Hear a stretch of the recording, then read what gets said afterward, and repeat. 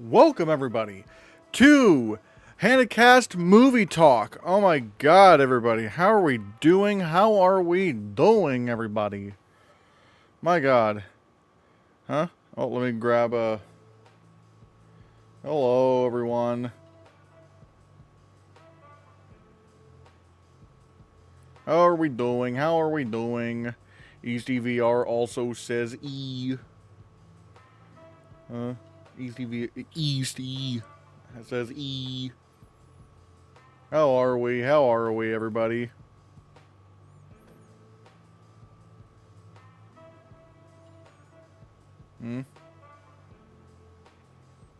What? I guess you guys are talking about the VR headsets. Hello, Elizabeth Tennyson. Hello. Oops.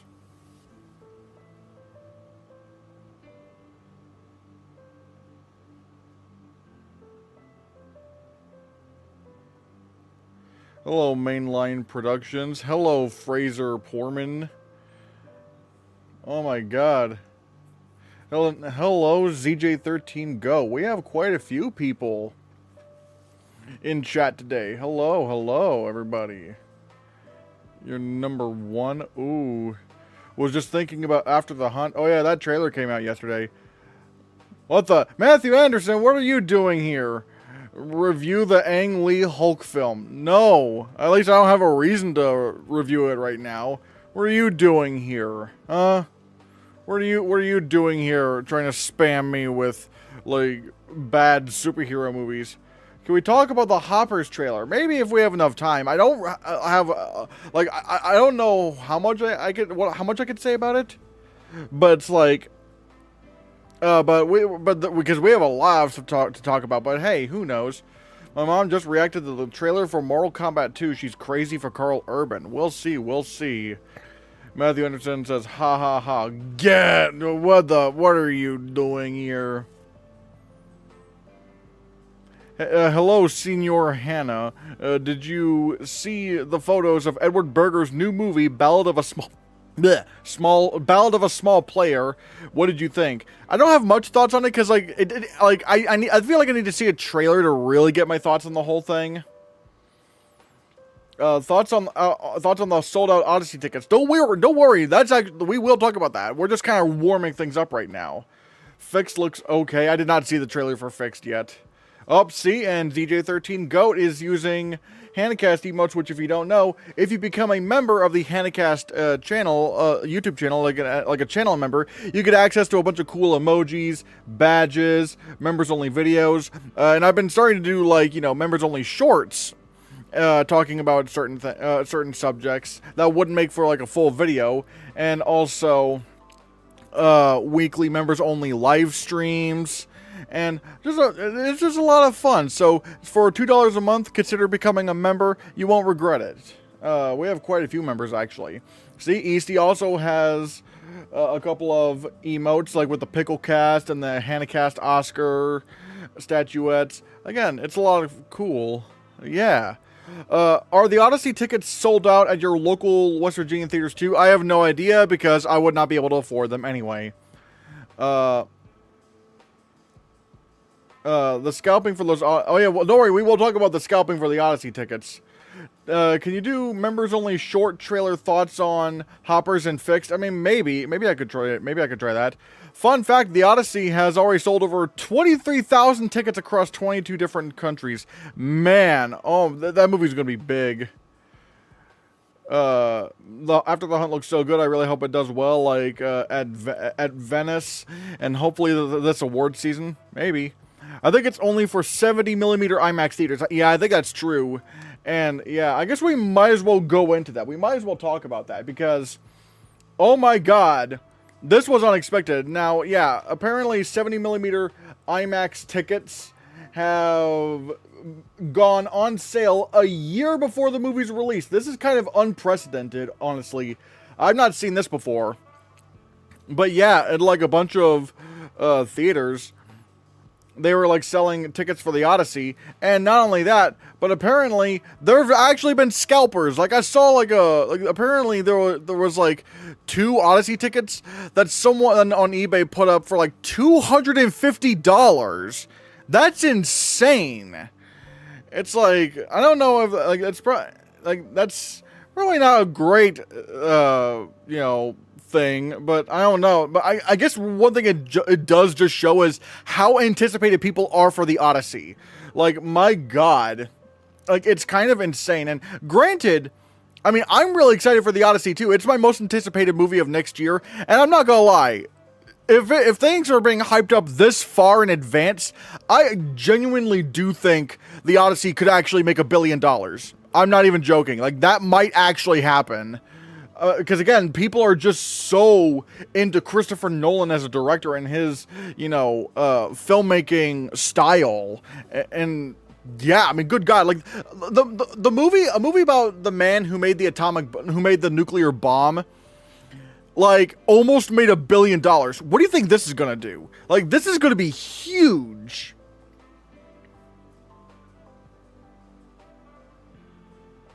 Fathom Events releases tickets for their movies like 9 months before. I mean, true, but this is like 12 months before.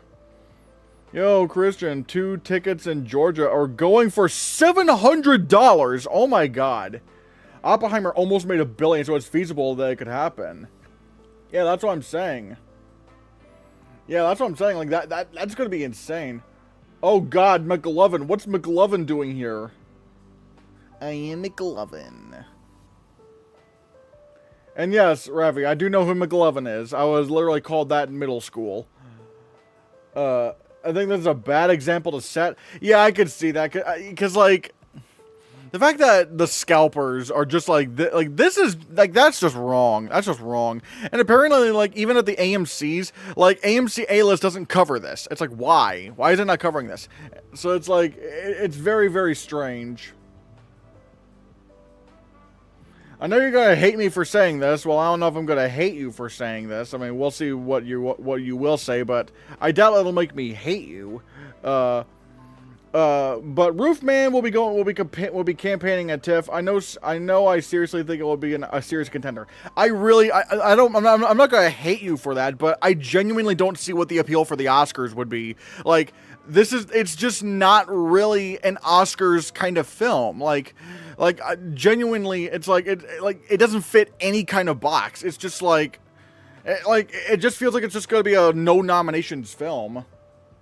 Someone on eBay is selling 4 Odyssey tickets for $1,000. Scalpers are crazy. My God.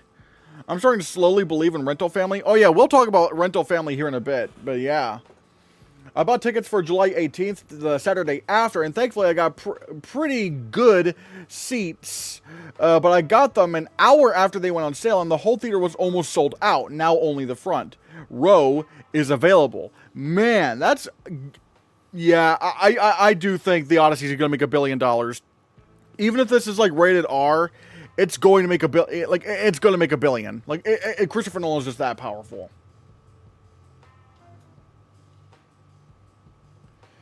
Roofman reminds me too much of Bros and other comedies instead of Oscar potential. TIFF always puts those comedies in their lineup. Yeah, I would agree. This is more like, like a comedy that people are going to see and then kind of forget about, and then it's not going to be an Oscar contender whatsoever.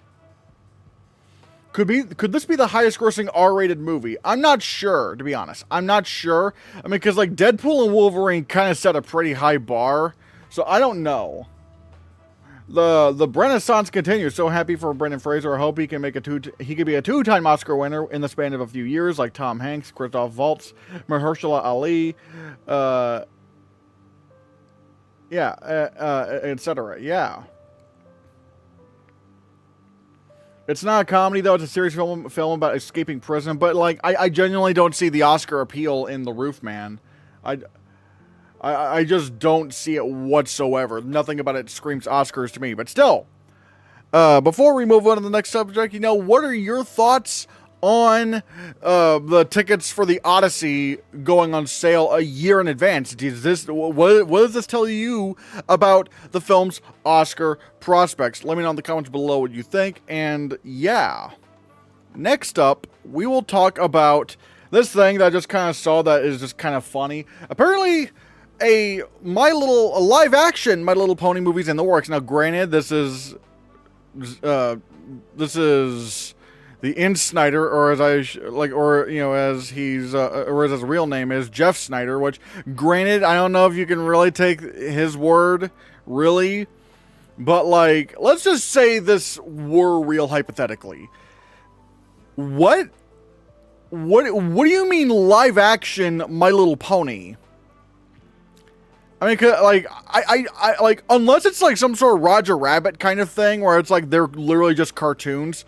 That's really hard to do. And even when they have done like CGI ponies, it like you look at the My Little Pony toys and it's like they look really weird because, fun fact, horses don't have forward-facing faces, like forward-facing eyes. Their eyes are on the sides of their heads, so that when they're eating grass, they can look out for danger. But you can't just whoop. Like, I mean, I think they did do like a CGI My Little Pony where they did that, but it's like then they kind of looked less like ponies. But even then, it's just a strange concept. Like what?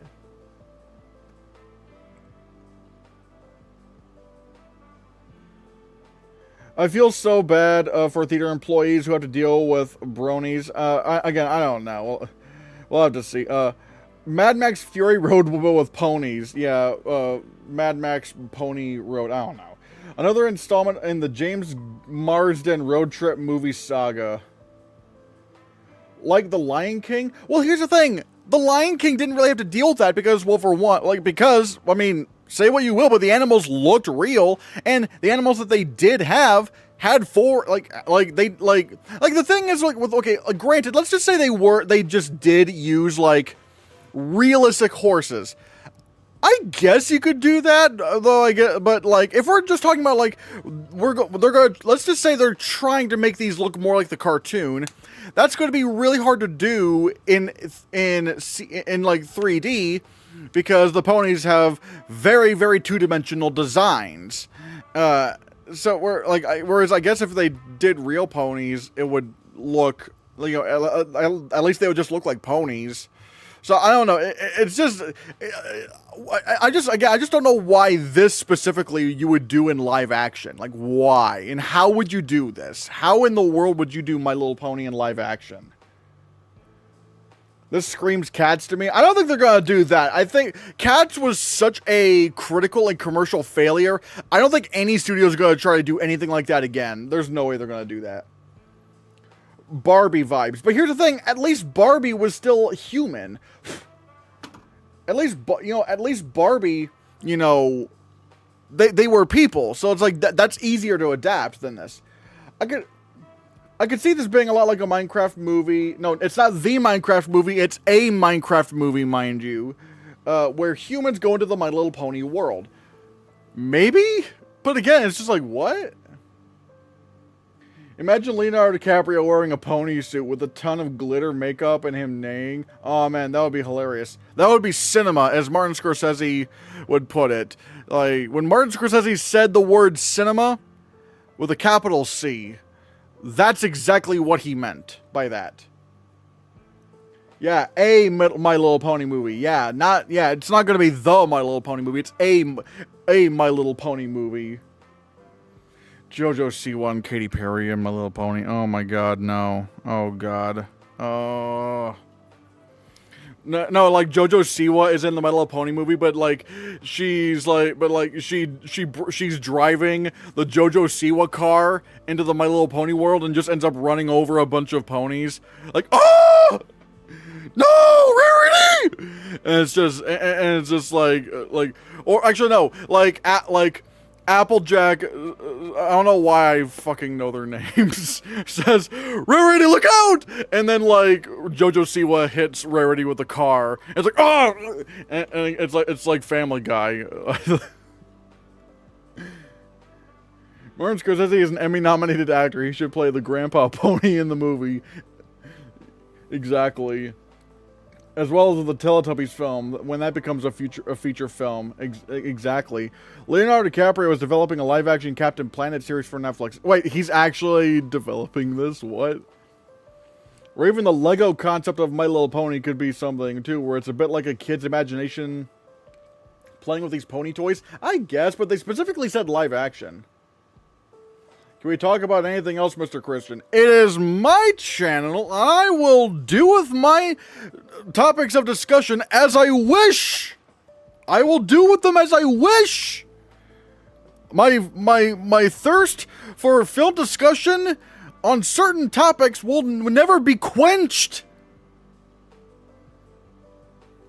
My Little Christian. Well, that just makes it sound like, you know, my little Christian. But it's like a little like Christianity. It's like something like that.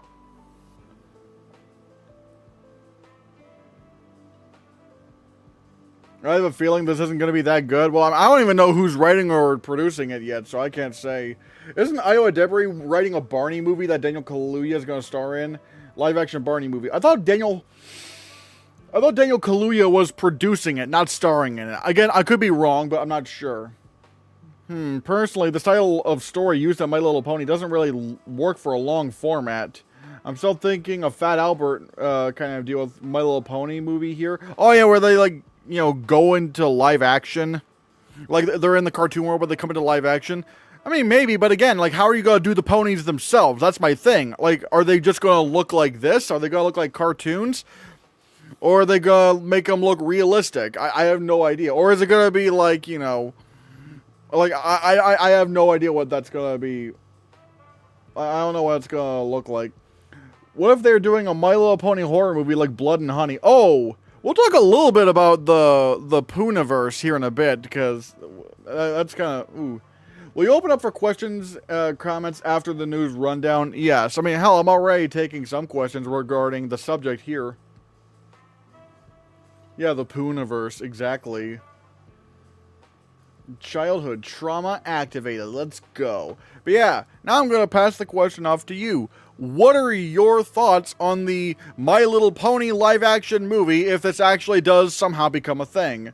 Let me know in the comments below what you think, and let's get on to the next subject, and that is The Legend of Zelda. Now, The Legend of Zelda is interesting, because I actually did not grow up on this game. I actually did not. I was more of a Mario kid growing up. I love the side-scroller Mario games, like Super Mario World, Mario for the Nintendo DS.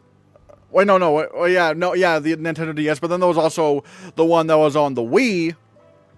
And it's like, I like Mario. What can I say? Mario is cool. So, but I never grew up on stuff like Donkey Kong. I never really grew up on like Legend of Zelda or Sonic. But still, you know, now we're having this kind of boom of video game adaptations. I think the Mario movie was mid, but however, it was an undeniable commercial success, raking in well over $1 billion. And then, you know, we have the Last of Us series, which is like so critically acclaimed. I mean, maybe this last season not as much as the first season, but still, even at the Emmys, it still did very, very well with nominations. And then you have I'm trying to think of like what. Oh yeah, Sonic the Hedgehog 3 was again very successful at the box office and has the best reviews out of any video game movie. And now they're doing a Legend of Zelda movie, and we now have our Link and Zelda. Bo Bragason is going to be playing Zelda, and Benjamin Evan Ainsworth is going to be playing Link. Now, again, this is interesting because I've actually never heard of these actors. Like, I know a lot of people were wanting, you know, Hunter Schafer to play Zelda, but it looks like they're clearly going for, like, younger actors. So, this is fascinating. Although, if I'm not mistaken, I thought I read somewhere that, like, Ainsworth is, like, 16 and Bragason is, like, 21 or 20 or something. That's strange. But I don't really have much to say over their acting ability because I've never heard of these two. But I'm trying to think of, like, who's directing this film. Okay, so Bragason is known for her roles in the BBC One series Three Girls and The Jetty, as well as Disney Plus as Renegade Nell. Last year, she starred in Euros Lynn's vampire comedy film, The Radleys. Ainsworth, who is also English, was the voice of Pinocchio in Robert Zemeckis' live-action Pinocchio. Okay, I remember him. He did a pretty good job, even though the movie wasn't all that good. He played Miles in the Netflix series The Haunting of Bly Manor, and he also stars in the Canadian comedy series Son of a Critch, and appeared in an episode of Netflix's Sandman. Legend of Zelda is scheduled to debut in theaters on May 7th, 2027. Last month, the film was moved from its original March 2027 date for production reasons, Miyamoto said at the time. The live-action adaptation of the beloved video game is being directed by the Maze Runner and Kingdom of the Planet of the Apes' Helmer Wes Ball. Miyamoto and Avi Arad are producing. Okay, so, and I really like Kingdom of the Planet of the Apes. It's probably my least favorite of the new Apes movies, but it's still a very good movie. But yeah, I've not really played Zelda really. Again, I was much of a Mario guy, and I like, you know, for what what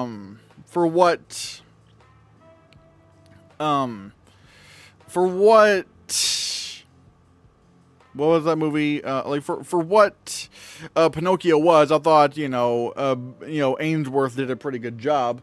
But what do you think? Are you uploading these clips as videos? Probably not. I don't think so. Oh, wait. I've seen Bo Bragason in The Radleys and Renegade Nell. Yep, she's very talented, and I liked her on-screen presence. Not really passionate about it, mainly because I never played this game. Had I played, I would definitely have been all about it. Why does it have to have Avi Arad attached? What dirt does he have on Hollywood? Is this not a Sony? Yeah, I think it's because it's Sony. He's just got to have his name on it or something. I like they went with relatively unknown actors similar to Harry Potter. Yeah, like, I mean, well, I don't really care about how famous they are as long as they're just good picks. And I mean, I'm going to give them the benefit of the doubt that they picked some, you know, good actors. This cannot be good, maybe passable. I mean, we can't say that. I mean, we got a good director here. You know, again, Kingdom of the Planet of the Apes was a very strong film. Was Ball proved with Kingdom of the Planet of the Apes? So I'm semi-interested. Yeah, I would agree. Zelda Breath of the Wild is peak. No offense, but I really don't like this casting. Young faces don't fit Legend of Zelda at all. Maybe young adults. Hunter Schafer and Mark Edelstein would have been great casting. But here's my thing. I think what they're trying to do, similar to why they cast like Tom Holland in the Uncharted movie, was that they're trying, like, they want I think they're casting these actors young so that they can make a franchise out of this, and they can just, like, you know, and as they get older, the franchise, like, you know, like the franchise can go on for a long time when you cast actors this young, if I'm making sense. I think that's the method of doing this. Alright, I'll be positive until proven otherwise. Barbie was a fun film, so it can work. I don't know if I would compare this to Barbie, because Barbie is like a very different thing altogether. Because, like, that's like Academy Award nominee Greta Gerwig behind that film, so that's a bit different. Whereas Wes Ball, he made Kingdom of the Planet of the Apes, which again was very good. But yeah, I love Princess Zelda's casting. I haven't seen enough from the Link actor to know if he's right, but I trust the casting directors. Are you able to twirl your mustache with your fingers now, or is it still growing? It's still growing, but even then, I wouldn't just outright twirl my mustache with my fingers without having washed them, because I don't like. I'm very much particular about germs, and I don't touch my. That's actually why you almost like never, like, that's why you pretty much never like see me like touch my mouth with my fingers. Really, because I just don't do that. If a movie didn't have a trailer but released randomly in theaters, would it have to be for you to go straight to see it and cancel current plans? I would love if Netflix films went to theaters. I mean, like, if a movie just released randomly in theaters and didn't have a trailer, no one would go see it. Like, that's why you need marketing. Like, I know when people were saying, oh, you don't need to market Avengers Endgame. It's like, yes, you do.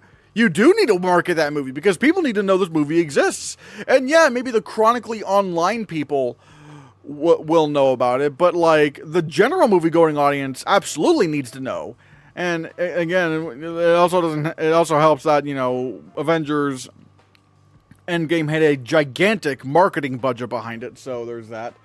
Okay, well then I guess I'll compare it to The Last of Us, which has undoubtedly a tremendous success. Video games adaptations can be truly great. Yeah, I do believe The Last of Us, and even Sonic the Hedgehog 3 proved you can make really good video game movies.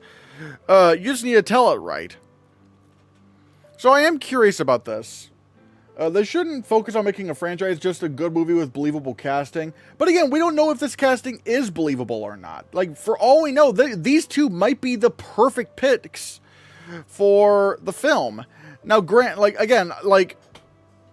could be other problems with the movie aside from just the casting. And again, Sony is not really, you know, known for their live-action blockbusters being particularly amazing these days. So we'll have to see how it all goes, but yeah. I think this has a potential for billion-dollar worldwide box office performance if received well. I mean, I don't know how big, because here's the thing. Like, just because something is a big video game franchise doesn't automatically mean it's going to be a big film franchise. Or just, like, one medium doesn't always mean that that's going to mean success for the other medium.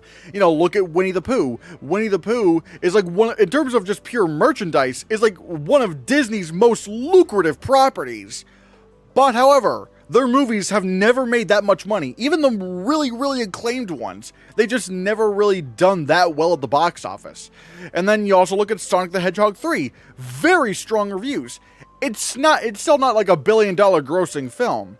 So again, it's like I can't say that Legend of Zelda will make $1 billion because, I mean, again, for one, we're still not quite there yet with like consistently great video game adaptations, and even then, it's like, you know, the medium. There's still a difference between movie-going audiences and video game audiences.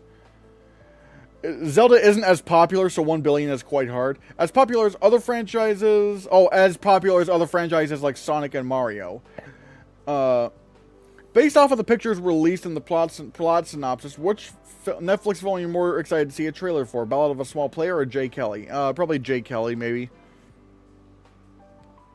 169 million Zelda games sold isn't anything to sneeze at. Alright, let's take a look at this. Let's see.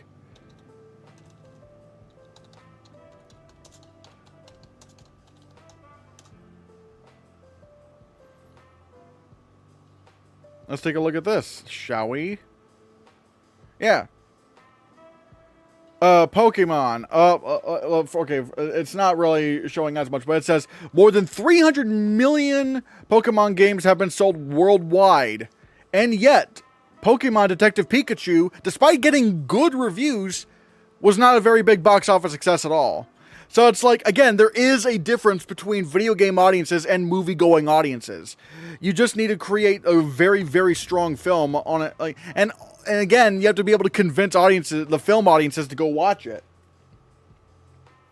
If none of the Sonic movies can make $1 billion, I doubt Zelda will. Yeah, that's what I'm thinking. Especially if we're talking about light, because like Mario, sure, Mario was able to do it, but also Illumination just kind of like, you know, shits money, and it's like anything mid that they produce will make a lot of money. So yeah, can we discuss Oscars later? We'll get to that. Cool Oscar behind you. I didn't know you have an Oscar. Oh, thanks. Yeah, I think this is like actually from the Academy, you know, the Academy store online. I got it like a year back. But yeah, like I want to find somewhere else somewhere like solid to put this, but yeah, it's a little neon sign. Can we talk about the TIFF lineup? We will get to that. would a GTA film be a $1 billion hit? I don't see why it would. Like, I'm not sure why a Grand Theft Auto movie would make $1 billion. I don't know.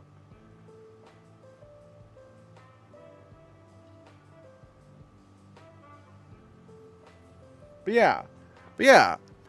So, you know, and I'm gonna pass the question off to you. What are your thoughts? Oops, I forgot to take this off. Whoopsies. What are your thoughts on the Legend of Zelda film casting? You know, let me know in the comments below what you think, and we shall move on to our next subject, which is... oopsies, hold on. TRON Ares. The trailer for TRON Ares has been released. Now, I've been very fascinated by this film, because it's like, for the longest time, TRON 3 just looked like it was just not going to happen. Because it's like, neither TRON movie was really that successful at the box office, but they became like cult hits. And so it's kind of fascinating in that way. But now we got a new trailer for TRON Ares. All right, and we got a little bit more of a sense of a story. There, apparently, I guess, like, the U.S. government is using, this guy named Ares, or like this program named Ares, played by Jared Leto, and he's basically some computer super soldier who can like regenerate himself. It's an interesting concept, even though it's sad that it looks like we're not going to get too much of the TRON world and more so like the real world and stuff. Granted, I will say visually the movie looks really cool. The effects look amazing. The sound work is amazing. And they got 9 Inch Nails, aka Trent Reznor and Atticus Ross doing the music. I am excited for this. This looks like a lot of fun. But yeah, like, I don't have too much to say. What are your guys' thoughts? Isn't the Hannahcast technically a podcast, a video podcast? So you could technically submit the Hannahcast to the Golden Globes and campaign. Yeah, but apparently it's like the top 25 podcasts in the U.S. So,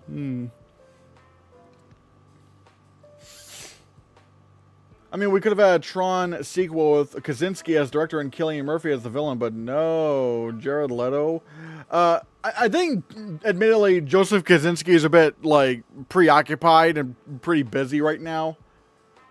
I won't be watching TRON Ares in theaters. It's only due to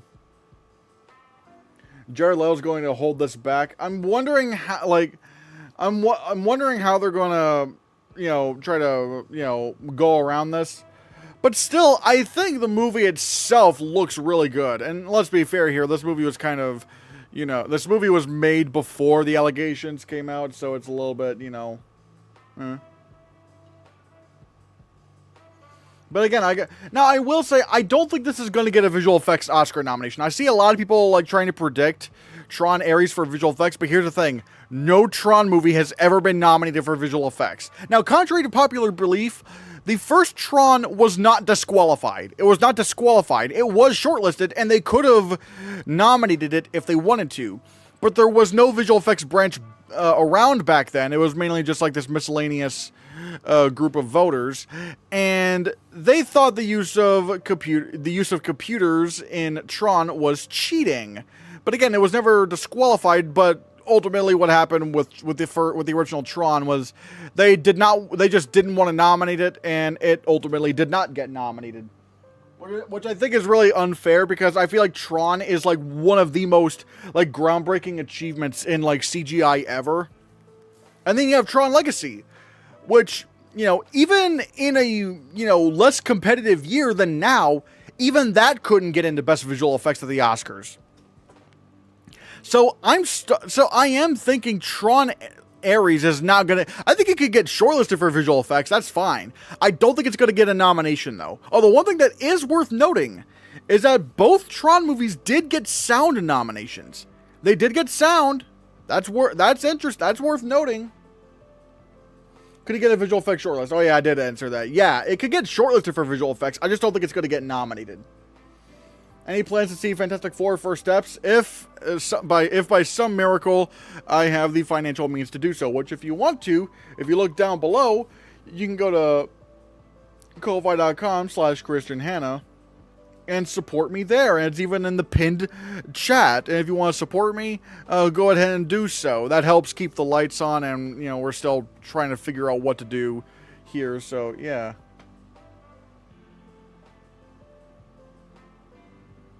But yeah, I am interested in Tron Ares.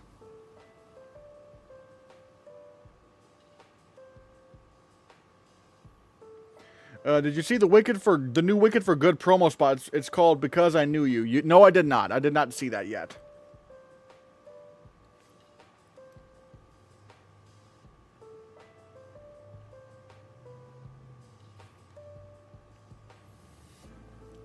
Actually, and also, yeah, I'm trying to think.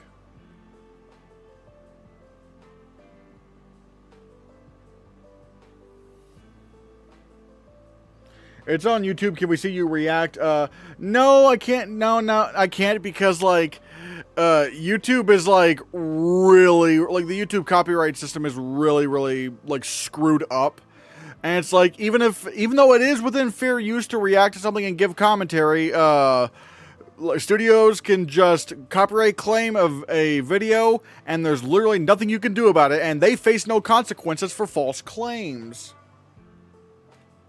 So yeah, it's really unfair. They need to change that system, but it's been well over 10 years. They're not going to change it now.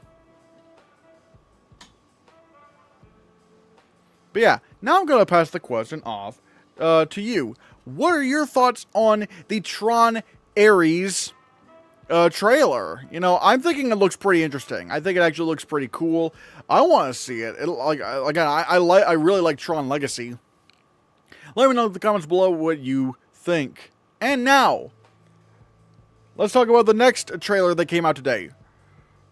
Mortal Kombat! Fun fact, when I first saw this poster, I initially thought, oh, it's lanterns! I thought they released the lanterns, like the HBO series that's coming out next year, the trailer. I thought that was the poster for lanterns. Because it looked like, does this not look, at first glance, does this not look like the Green Lantern symbol? It looks like Green Lantern, like out of the first, like when you first see it. I felt bamboozled. But no, this is the poster for Mortal Kombat 2. It's been a hot minute. Looks a little bit like Green Lantern. That's what I'm saying.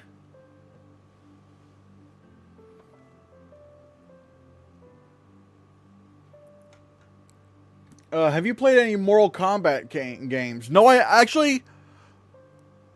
don't think I played any Mortal Kombat games, but I did play a game that the same studio made, which was Injustice Gods Among Us. Among Us. But, like, Injustice Gods Among Us was, like, a really fun game. I really liked the way, like, the character, it was a really interesting story, and also, I thought, you know, again, the fighting in it is so cool. I love having...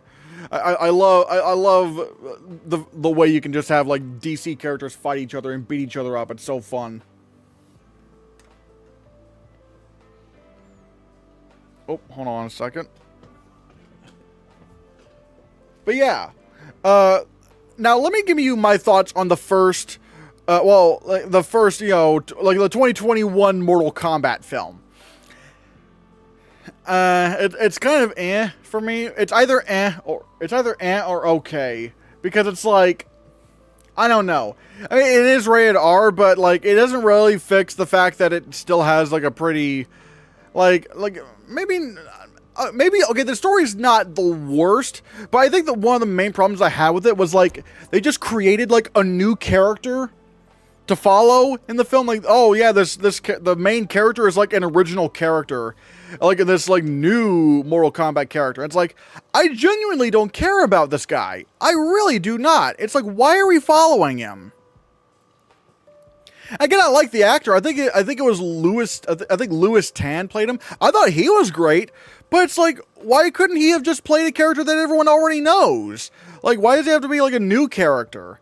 And it's like, it's kind of hard. Like, it's kind of difficult to really get into the film when it's a character that's just like, why are we doing this when you have a ton of other Mortal Kombat characters you could follow? But my biggest issue with the film was that the action was just not fun. I mean, the effects were fun. I thought the effects were pretty good, but like I don't know, when you compare something like like the movie Mortal Kombat's action scenes and the fighting and the way it was shot, and you compare it to another martial arts film that came out later that year, Shang-Chi and the Legend of the Ten Rings, it's like a night and day difference. Like, Mortal Kombat, the way it shot its action scenes was so generic and not really fun to watch.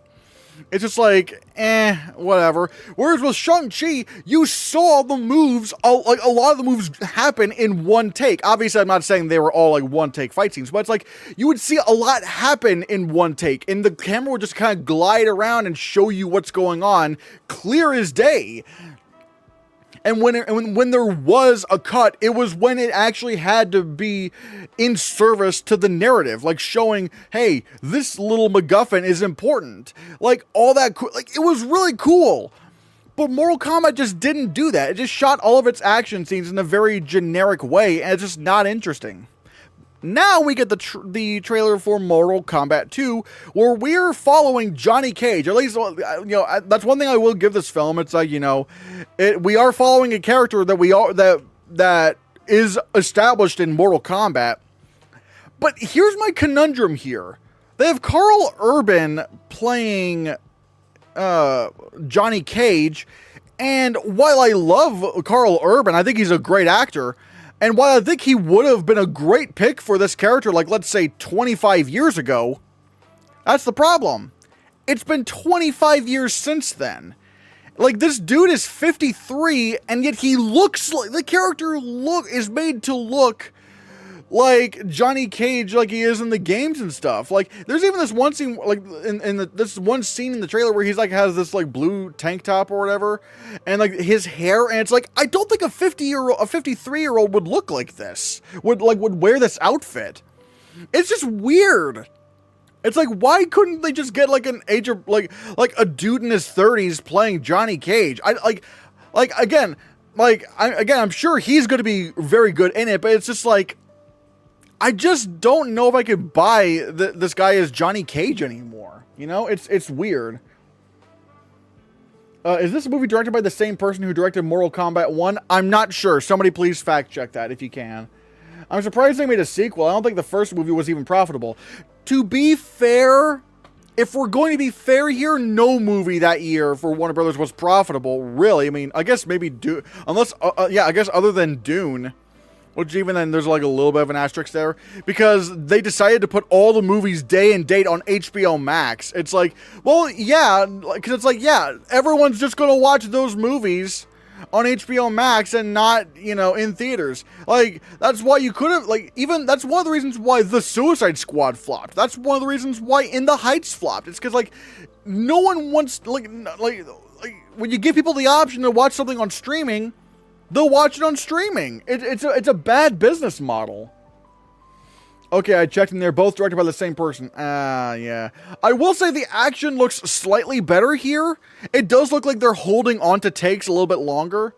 I hope this movie, in terms of its action and cinematography, I guess maybe it's like cinematography and like spare use of editing. I'm hoping it's a lot more like Shang-Chi. And I know I keep bringing Shang-Chi in this, but it's like, that is like the martial arts American blockbuster, like, that showed you could do it well. At least in today's day and age.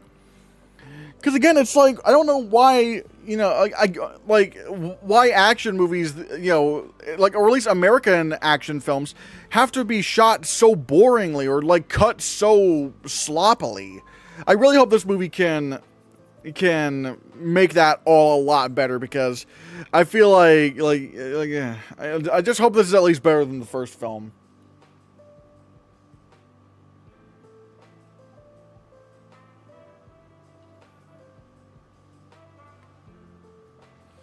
But yeah, anyone have any other thoughts on Mortal Kombat?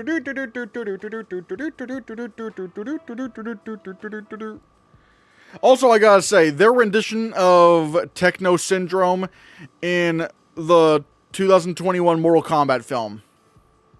Weak. It did not. No! They changed it too much. You can't do that to Techno Syndrome. You can't do that. And then it's just or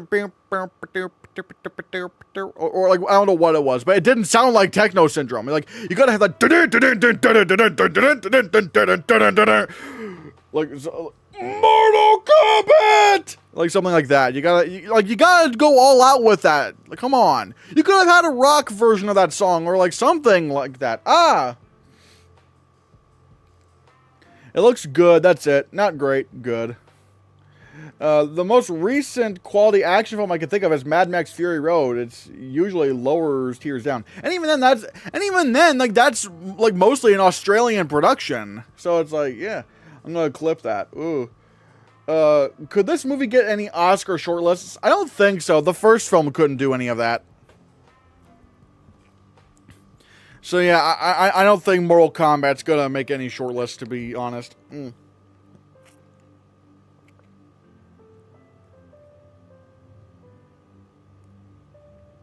I just realized. Is Kano the one where like the robot got? Oh yeah, Kano is the one who's like a robot. Didn't he die in the last film? Cause he's back here. He's back in this film. But like I thought he died in the previous film, if I'm not mistaken. When do the shortlists come out? I'm not exactly sure. I could have sworn Kano died in the last movie. Spoilers.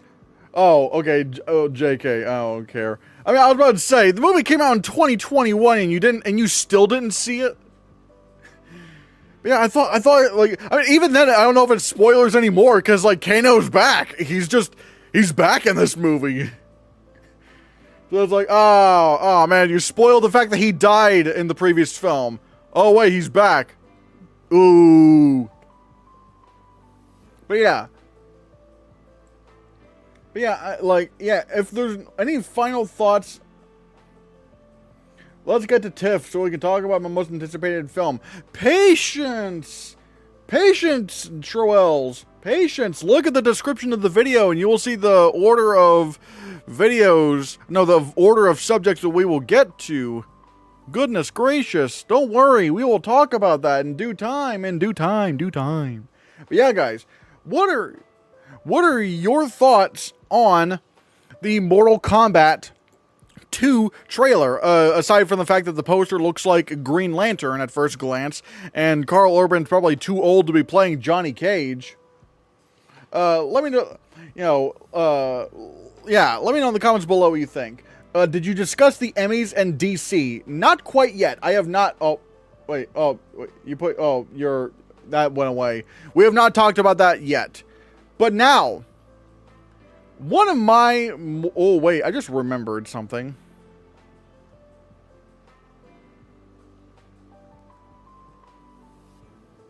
Hold on.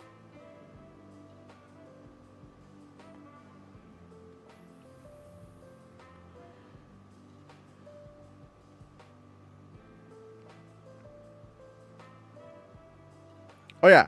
One of my more anticipated films for this year is a film that I'm just like, please be good. Please, oh please be good, because this can help save an entire subgenre of film. And that film is The Naked Gun. Now, if you don't know, I really like spoof movies, or at least spoof comedy. And I like comedies with an extra sense of absurdness to them, you know? I like things that are, like, really over the top. Like, you want to do a movie that's basically a live-action cartoon with cartoony physics? I love that shit. That shit's funny. But in the 2000s, something happened to spoof movies that they just got bastardized to hell. Like, all thanks to these hacks known as Jason Friedberg and Aaron Seltzer. God, I can't speak their names. Don't speak it, don't say it, don't speak it, don't say it. And it's like, these two knuckleheads were the biggest, like, they're some of the worst directors in Hollywood history. Because they made movies like Epic Movie, Meet the Spartans, Disaster Movie, Date Movie, what was it? The Starving Games. I think it was The Starving Games. Vampires Suck. Granted, I've not seen Vampires Suck in a good long while, so I have to rewatch that at some point. But man, Disaster Movie was really what like the fact that these movies consistently got bad reviews, especially Disaster Movie, which is like one of the worst films ever made. It killed spoof movies for a good long while. We got kind of close with the Lego Batman movie, but it was still, like, you could still tell it was like still a somewhat more lenient story.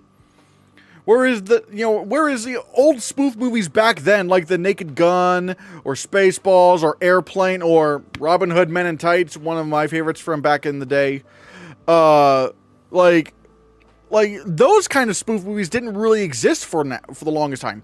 And now we have The Naked Gun. You know, this is directed by Akiva Schaffer, the same guy who directed Chip and Dale Rescue Rangers, the live-action Disney Plus live-action Disney Plus movie, which if you have not seen it, go watch it. It is really funny despite its really silly premise. And it actually did take advantage of making fun of, like, franchise culture or reboot culture or, you know, just Hollywood culture in general regarding, you know, like, past characters and stuff. It was really, really funny.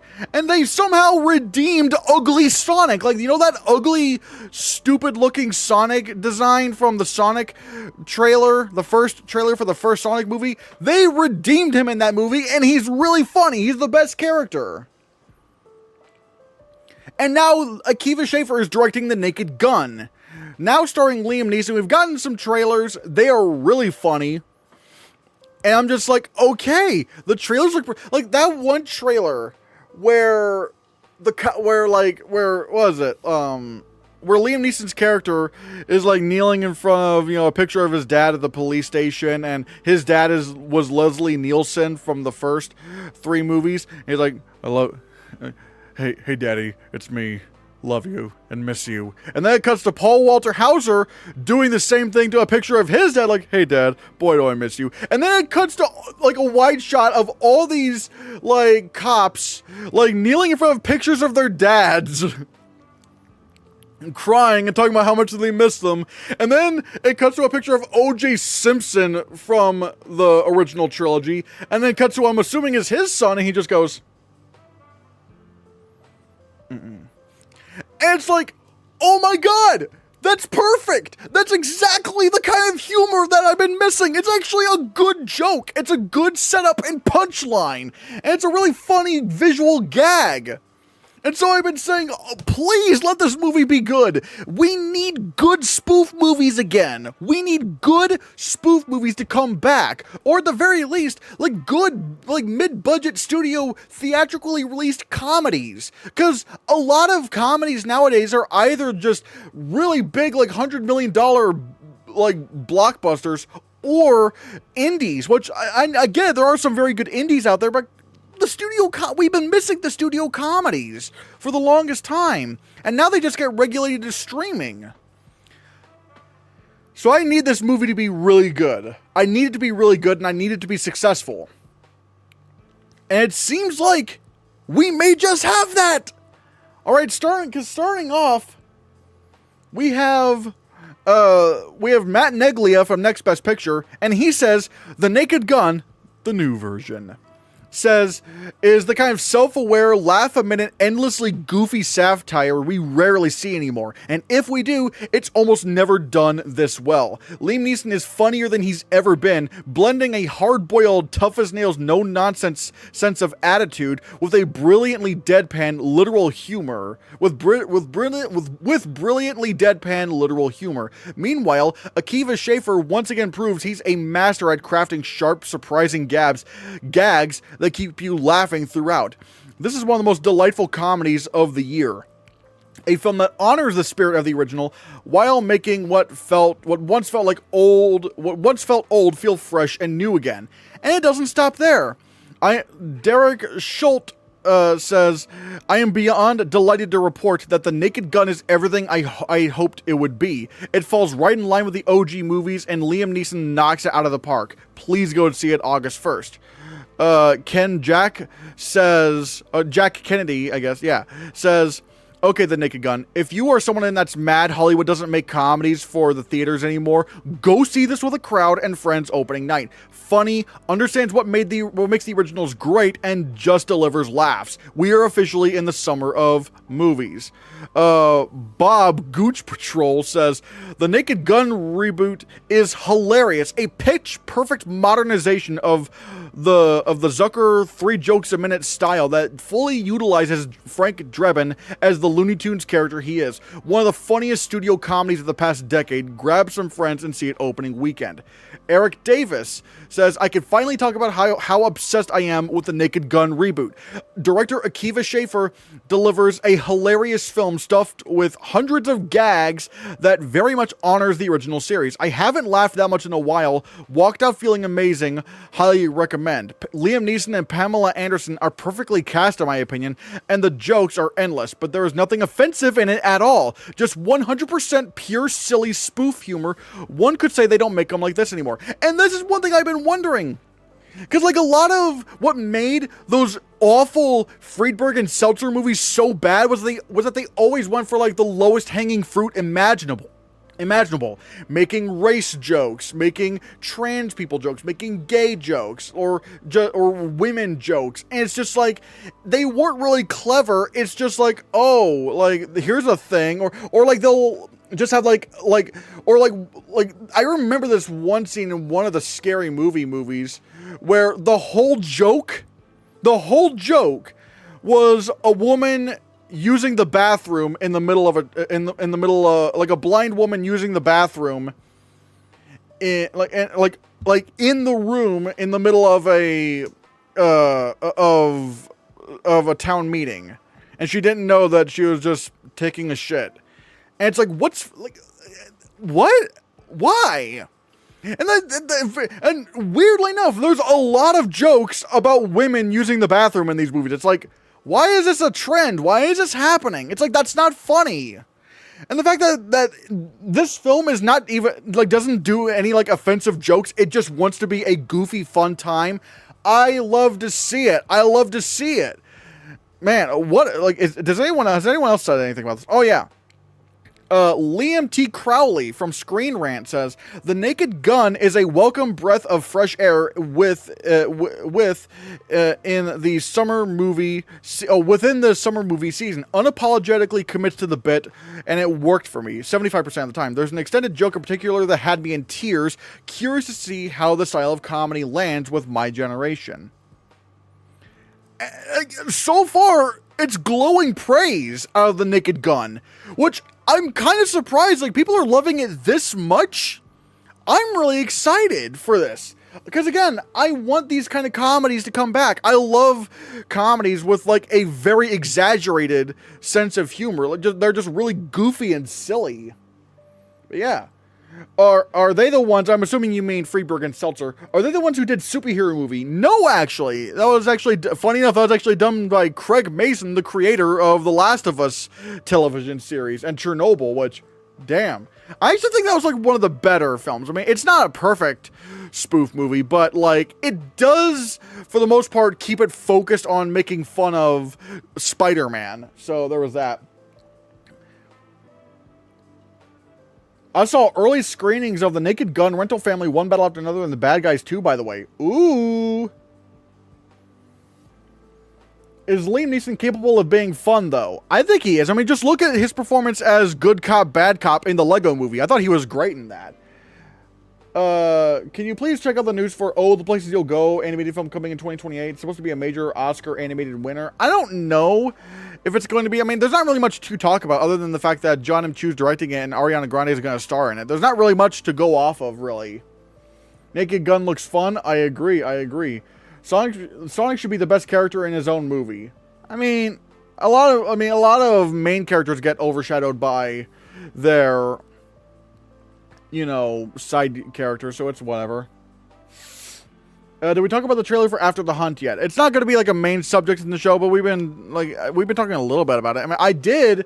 If you want to become a member, I did do a shorts video where I talked about my thoughts on the trailer for After the Hunt. So there is that.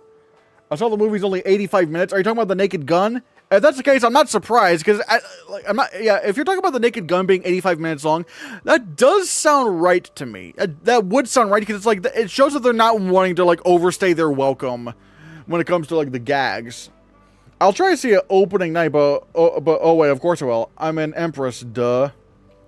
I feel like we saw all the funny jokes in the trailer, especially since it's only 85 minutes. From what the reactions are saying, there's plenty of jokes in the film. It seems like from, you know, the reactions that we've been reading, like the movie just throws so many jokes at you that we haven't even seen them all yet. Can't talk about Rental Family, but I'm out of this about the others. Ooh, tell us. Especially The Naked Gun. What do you think of The Naked Gun? I believe this will mock Liam Neeson's serious persona as a major practical joke. I think that's been very apparent in the trailers, yeah. I thought Liam Neeson was hilarious in A Million Ways to Die in the West. Have you seen it? I have seen A Million Ways to Die in the West. I did not like it at all. I feel like it's especially a very boring kind of comedy. And this is weird because I liked Ted quite a lot, actually.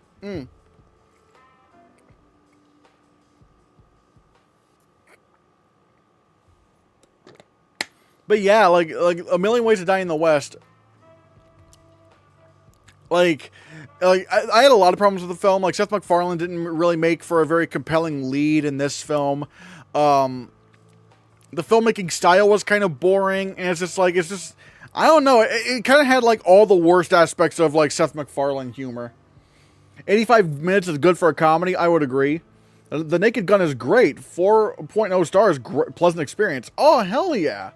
Well, High Noon is only 85 minutes and it's excellent. Yeah, that's what I'm saying. It's like, for something like this, for a movie like The Naked Gun, it probably shouldn't be like 2 hours and stuff. Because it's like, it just allows the jokes to come in, go out, and move on to the next joke. Bang, bang, boom. We don't need to keep repeating jokes all the time.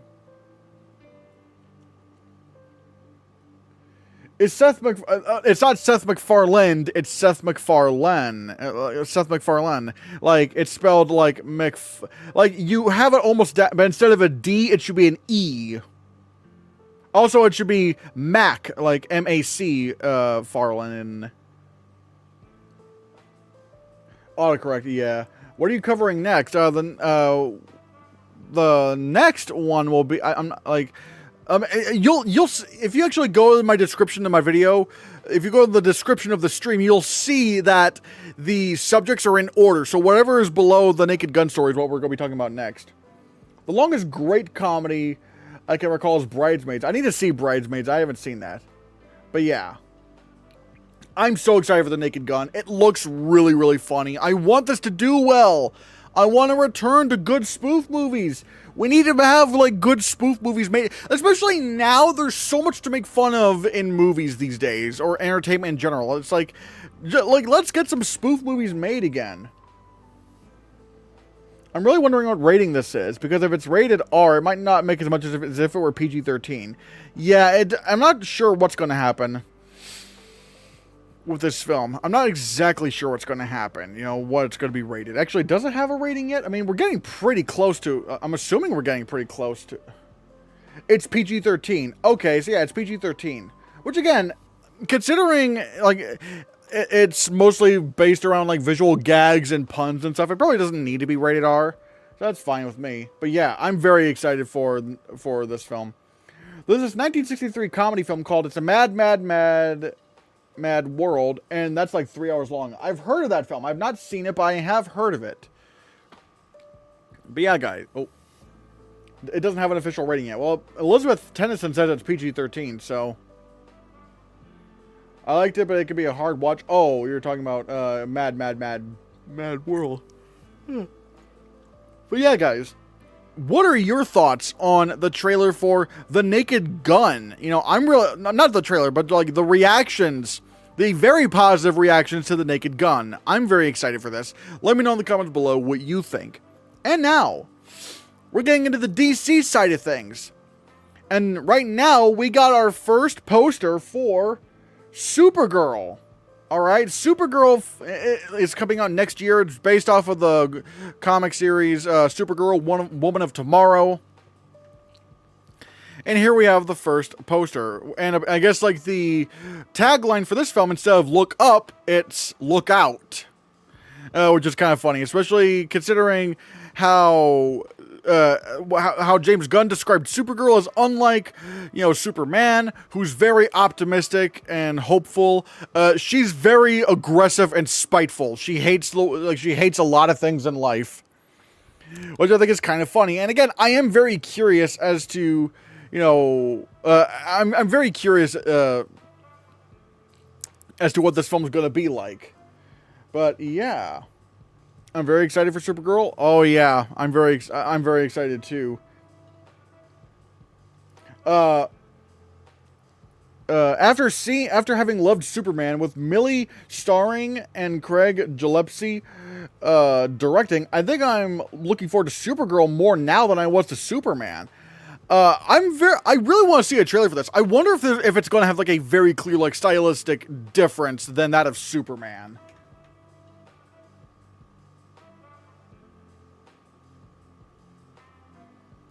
I know there's spray paint on the logo to say look out, but I think that's blood on her hands and not paint. If you know Woman of Tomorrow comic, it would make sense. Thoughts on that? I don't know. I mean, maybe? I don't know. I think they're kind of being a bit coy in terms of, you know, what it could be. But yeah, I have heard that Supergirl Woman of Tomorrow is very much an aggressive story, and she's a very aggressive character, and I'm very curious as to how they're going. And apparently, I guess Crypto is going to be in the film, so hey, we get more. Yo, ZJ13 Goat, thank you for the donation for $1. Thank you so much. I'm curious if this mentions anything related to the L's message to Clark. I don't want to get into too much spoilers, because this is not a spoiler discussion of Superman. But I don't know if it will or not. But again, I do want to keep, you know, I do want to keep, I don't want to spoil this to people.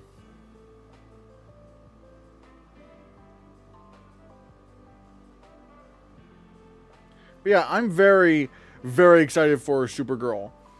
Like again, I really do hope it has a distinctly different tone than Superman.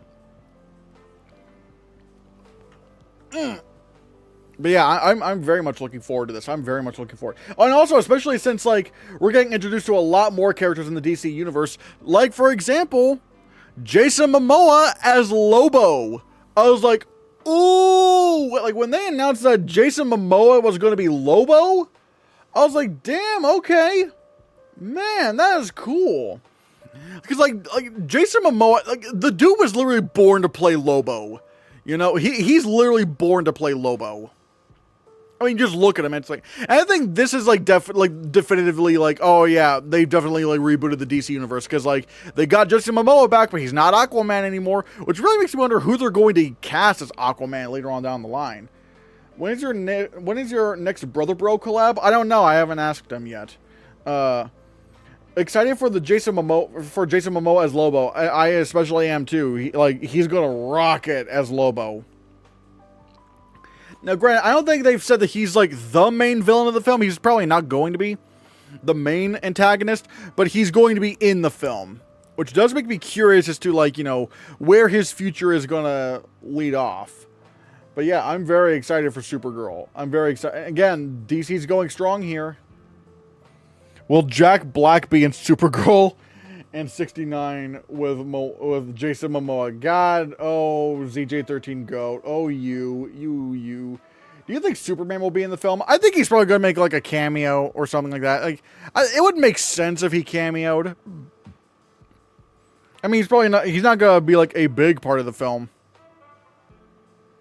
But I would not be surprised if he like If he had, like, some sort of appearance.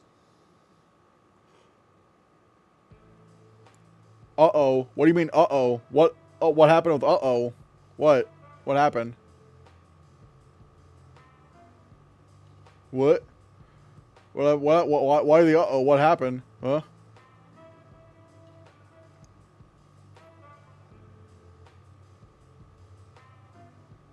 Any other characters they might have in the film? I don't know exactly. I'm not quite sure. You just wanted to say, uh-oh. Ah, damn. But yeah, especially since next year we're getting very different DC films. Like, we got Supergirl coming out, and then we got Clayface coming out, which is like a body horror film. I'm very excited. I'm especially very excited for Clayface. Like, what's Clayface going to be like? Oh my god. But yeah. Yeah, I'm super excited for this. And now I'm going to pass the question off to you. What are your thoughts on Supergirl or the poster for Supergirl? Let me know in the comments below what you think. And now, probably one of the big... Do you think Emma Stone will ever return to acting? She never went away. What do you mean return to acting? It's like she never went away from acting. Yeah, Clayface is apparently straight horror. Yeah, I'm really excited about that.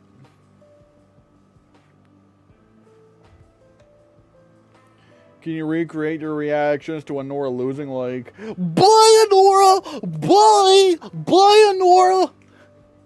Yeah. ZJ13 go. And see, guys, look at those little Hannahcast emojis. You can get those Hannahcast emojis by becoming a member of the channel. Remember, just for $2 a month, you can become a member. And also, if anyone's able to, you're able to gift memberships. You are able to gift memberships to people. So, yeah. Oh, he meant... Oh, wait, no. Oh, but yeah, like just for $2 a month, you get a lot of cool things, including emojis, badges, members-only videos, members-only live streams, and a shout-out, and, you know, the little shout-out thing at the end of my videos with a little scroll thing. It's a lot of fun. Hey, Christian, are you a Christian, follower of Christ? No. What's your opinion on the fact that the Oscars never gave a stage musical adaptation the Best Adapted Screenplay prize? I mean, I guess it makes sense, because it's like, most stage musicals, they just like, you know, like, they usually just like take the script and all that was in the stage show, and basically it's like one-to-one with the movie. Then there's not much adaptation to it. And I get that. I don't, like, it doesn't bother me. But yeah, guys. Now we get to another subject within DC that I'm just like, ooh, what's gonna happen here? And that is what, like, DC is fast tracking a Wonder Woman movie at DC Studios. Now, if you remember, this was actually not part of the initial, you know, lineup announced by James Gunn. That he did announce, you know, Paradise Lost, which was like a prequel to Wonder Woman, and that was going to be like it's like an HBO series. I'm wondering what the update is on that. But apparently they are really adamant about having Wonder Woman, a Wonder Woman movie getting made. I mean, which granted makes sense. You want the Trinity in there, like Batman, Superman, Wonder Woman. And I'm very fascinated by this. Now, I think it's pretty obvious Gal Gadot's not going to come back as Wonder Woman. I mean, they've already recast Superman. Jason Momoa is not playing Aquaman anymore, so Gal Gadot, she's not playing Wonder Woman anymore. I think we could just settle that. She's probably not going to play Wonder Woman anymore. But, however, I am very curious as to what this Wonder Woman is going to be like, considering, you know, it has been like only like 5 years since the last Wonder Woman film, which, granted, I mean, they didn't even say when this new Wonder Woman movie's coming out, so yeah, so, you know, take that for what you will. But, you know, I am very curious as to like not only for like who they cast as Wonder Woman, but also what the style is going to be like. What's the style for the new Wonder Woman movie going to be like? Now, granted, again, this is not saying that there is a Wonder Woman movie greenlit and that it is absolutely or that they're going into production right now. They're just trying to make sure the script is ready to go before they film. Because again, James Gunn said that they are not going to start filming a project without a complete finished script that they really like. So, it could be a while, who knows? But I'm very curious about this.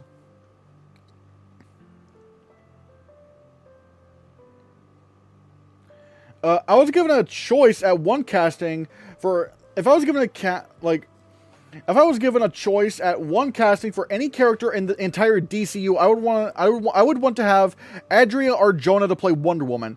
Here's the thing, like, I think she is a very good actress, but my one thing about Arjona is that she's not very tall.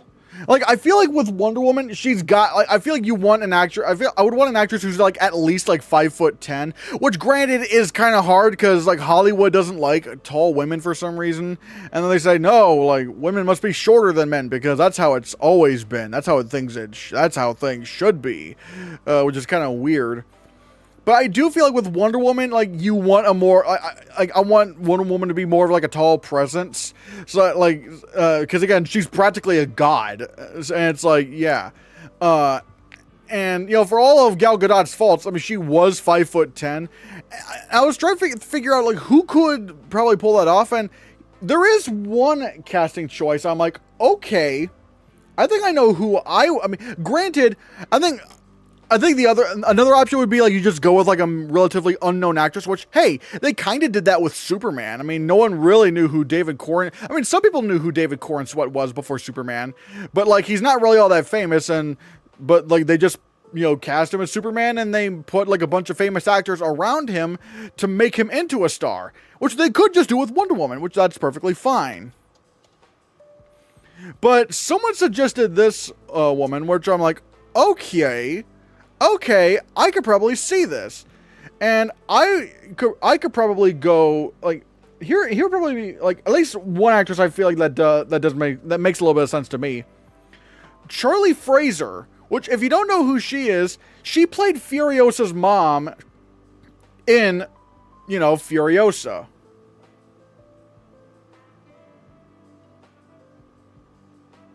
I'm trying to find, like, a good... I'm trying to find, like, a good compilation of images. I guess I'll just settle with this. And I'm like, okay, I could see this. I could actually see this, like, happening. I think, like, well, for one, she was very good in Furiosa. She was very good in the film. But also, she's pretty tall. Like, she's, like, 5'10". And again, I feel like she does kind of fit the bill. And also, she does kind of fit the bill. I could probably see her as Wonder Woman, if I'm being completely honest. I mean, yeah, I mean, especially, yeah, I mean, and also, she's worked with Warner Brothers before because of Furiosa. I don't know, what do you think? 3 inches is not a huge difference. Give Adria some platform shoes and she'll be fine. Maybe, but it's also like, you know, platform shoes can only make you so high. So Gal Gadot was older than Armada. Oh yeah, because you're talking. You were talking about Ana de Armas. Gal Gadot was older than Ana de Armas when she played Wonder Woman.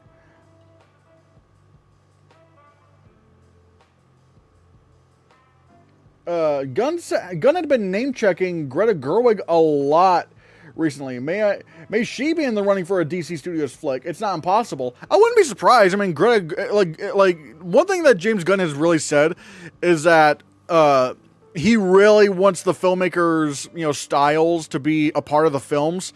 And I mean, look, Greta Gerwig is one of our great filmmakers right now. I'm pretty sure he would definitely want to work with her one of these days. Hideo Kojima should be consulted in the casting for Wonder Woman. What? I don't know. Ooh, not a bad pick. I thought you would have said Melissa Barrera, who in my opinion would be the worst pick. I don't think she'd be worst. I don't think Melissa Barrera would be bad, but again, because again, she's a very good actress. It's mainly, again, it's the height thing. I'm kind of like, I don't know. Gwendolyn Christie, then she's 6'3". I don't know. Gwendolyn Christie doesn't see, like, Gwendolyn Christie. She doesn't really scream Wonder Woman to me. I don't really see. I don't know. I don't really see Gwendolyn Christie as Wonder Woman. Because again, she's very good, but she does have the height, but she also doesn't really have the look for Wonder Woman. So yeah, I don't know. I don't see her. I do like Charlie Fraser, which again, I'm not saying it has to be her. You could just get like an unknown actress and just prop a new actress up who fits the role as a star, and this is like the vehicle for her career. That's fine too. And again, to be fair, I don't know what vision of Wonder Woman they have for this film. I could be completely wrong, and maybe Charlie Fraser isn't a good pick. I'm just kind of going off of what I know of Wonder Woman, but again, I'm fully open to the possibilities, but if you're asking me like how I view Wonder Woman, I just don't see Gwendolyn Christie. Yeah, she has the height, but I just don't see her as Wonder Woman to me. Whereas again, you have other actresses like Melissa Barrera and Adria Arjona, who they do have the acting prowess, and they do look like someone who could be Wonder Woman. They don't really have the height to them, so this is a very tough casting choice, to be honest. I'm not a huge fan of Melissa, so I don't see her in the casting. I mean, I could. It's just mainly like the height thing. I mean, yeah, I know Gwendolyn Christie has a towering height and broad shoulders, but she just doesn't like scream Wonder Woman to me. Like, you don't see her playing Wonder Woman in this film, do you? Wait, who? Melissa Barrera. I mean, maybe. Melissa Barrera. But again, it's also the height thing, but I don't know. Maybe Scarlett Johansson? I don't think Scarlett Johansson's ever gonna do, no, she's not gonna play Wonder Woman. She's not gonna, no. She played Black Widow for, nearly 10 years. She's not gonna play Wonder Woman. She's not going to. She needs brown hair. You could dye an actress's hair brown. that's fine. That's not really concerned. That's not really concerning me. It's just, I just don't see Gwendolyn Christie as Wonder Woman. Even here, it's you dye her hair brown. It's I just don't see her as Wonder Woman. I just don't quite see it. I don't know. Oops. Do you think the DCU's Wonder Woman will have a different accent than American to give her an exotic sounding voice? I think Gal Gadot's accent made her sound way more appropriate for Wonder Woman. I'm not sure. Again, I'm not really sure what angle they're going to go with Wonder Woman here, so I can't quite say. They're going to go for someone in their late 20s or early 30s more than likely. That's kind of what I'm thinking. I think that's the problem with Gwendolyn Christie. She it's probably she's probably God, and I don't want to I do not want this to come off as some age thing, because I know women when they're older, Hollywood just treats them like garbage, and it's so bad the way older women are treated in Hollywood. But if you're going to start a Wonder Woman franchise, I don't know if Gwendolyn Christie's the right person to go with. But again, I think there could be other roles that Gwendolyn Christie could play. It seems to me like you think Wonder Woman needs extremely good looks. Who said Gwendolyn Christie wasn't good looking? What? That's strange. It's what? I know that's implying I think Gwendolyn Christie isn't attractive. She is. I don't see what you're saying at all, actually. Here's an impossible challenge. Name a movie from 2024 that is worse than Anora. I probably could. Actually, no, I could easily find one. Madam Web. Madam Web was way worse. I'm not even saying Anora was the worst movie ever. I just said I didn't like it. And you guys just watched the videos where I did a meltdown because I thought it was funny to do a funny meltdown.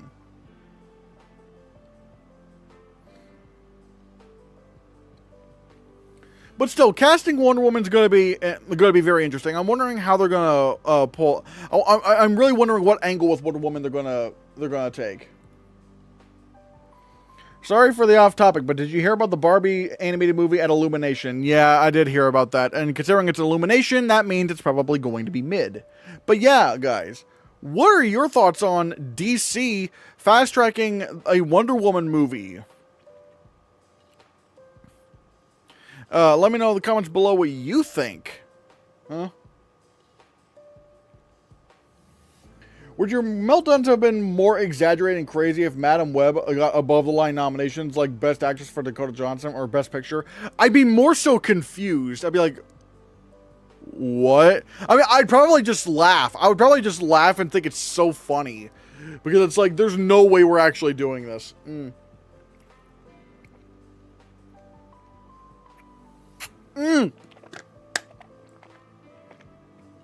Actually, Madam Web was not eligible for Best Picture. I mean, you have to go back and find out the reasons why, but because of rules in the Academy, and you know, and they have like this process, and they have a process to like ensure that there's like diversity in the cast and diversity in films. But the thing is, it's kind of like, studios have to opt in their films to go through that. And for some movies like Madam Web that are just never going to be in Best Picture anyway, like studios will just like not, you know, submit their films, and ultimately their films won't be eligible for Best Picture. So yeah.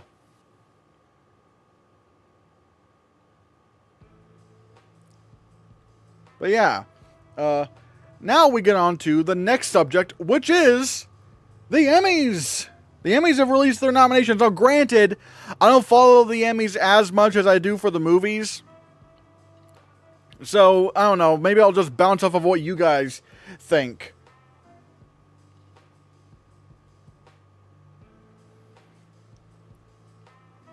Yeah.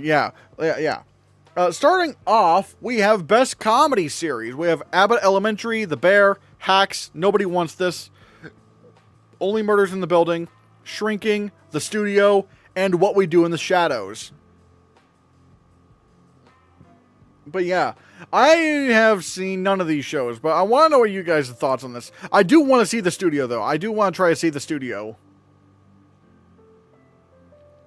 Squid Game 2 didn't get a single nomination, which makes me sad. Yeah, I heard about that. Squid Game 2, despite the first Squid Game being the biggest, you know, like the biggest hit on television, like season 2 of Squid Game couldn't get in for anything.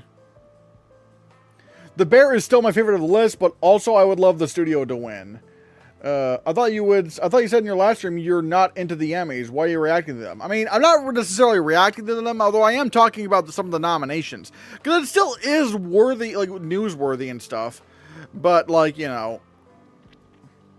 And plus I want to hear you guys' thoughts on this. Like, I don't know. Does any of this stand out to you? Like, you know, the nominees for Best Comedy Series? I want to know your guys' thoughts. I want the Studio to win. Seth Rogen deserves. Yeah, I've been hearing like a lot of people are saying like just raving The Studio. The Studio broke the record for the most nominations for a new comedy show. Ooh. Do the Emmys nominate season 2s? Yes, they do. They will nominate individual.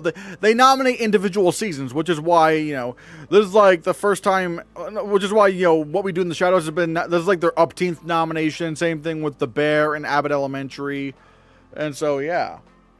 I want Martin Scorsese to win Best Guest Actor in a Comedy Series, his first comedy award. Oh wait, you deleted your comment. Oh, but yeah. Then we get to Outstanding Lead Actor on a Comedy Series.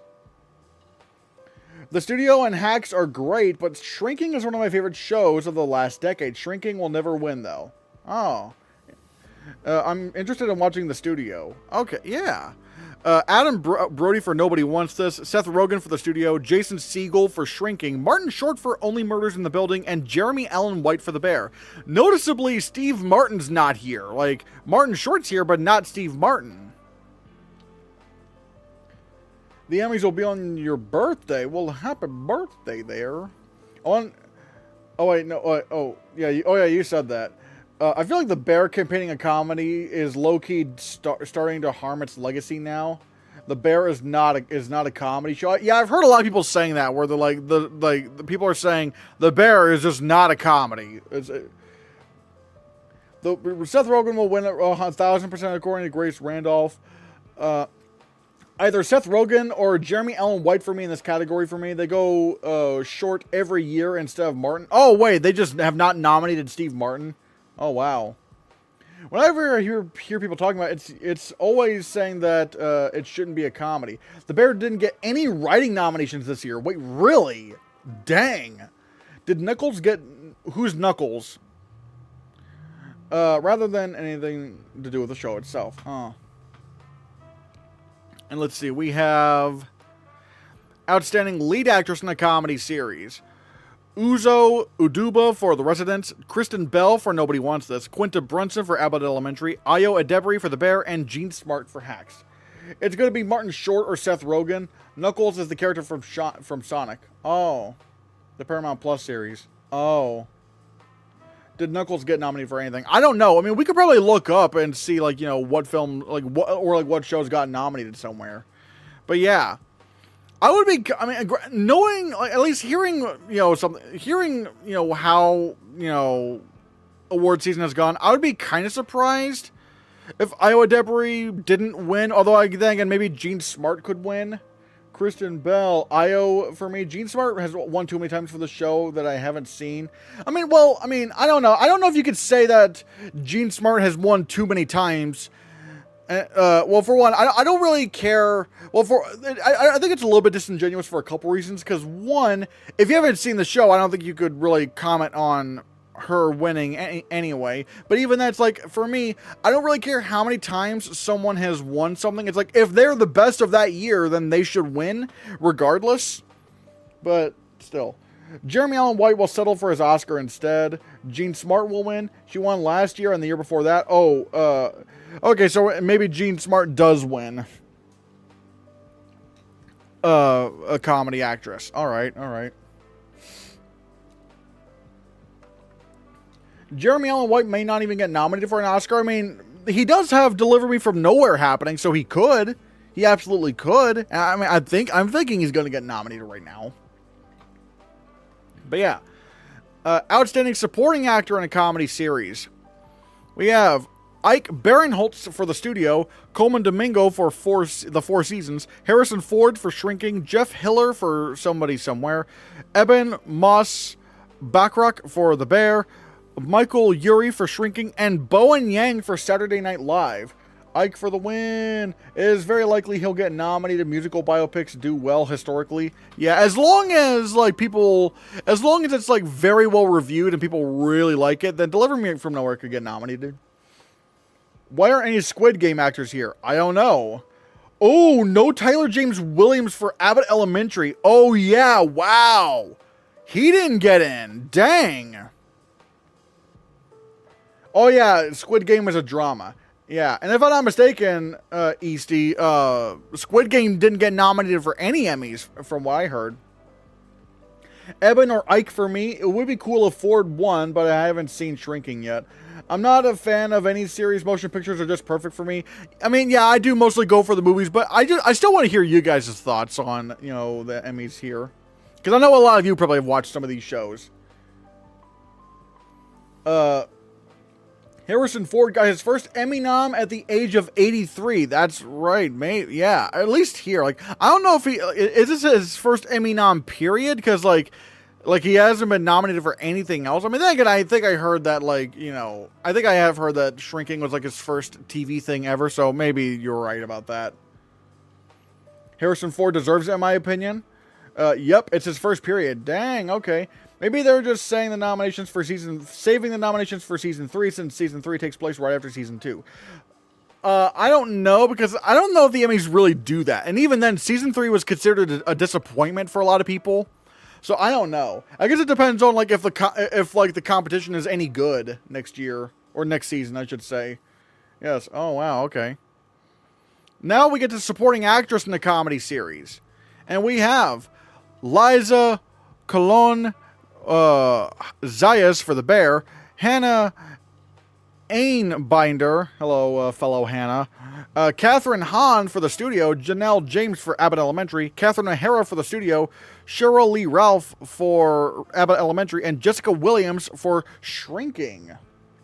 I have watched The Residents. Very good. Hannah has gotten snubbed from winning so many times. She better win this time. He is portraying the boss, for Christ's sake. Liza or O'Hara. I need to watch the studio. The studio looks like the kind of series that I would really get into.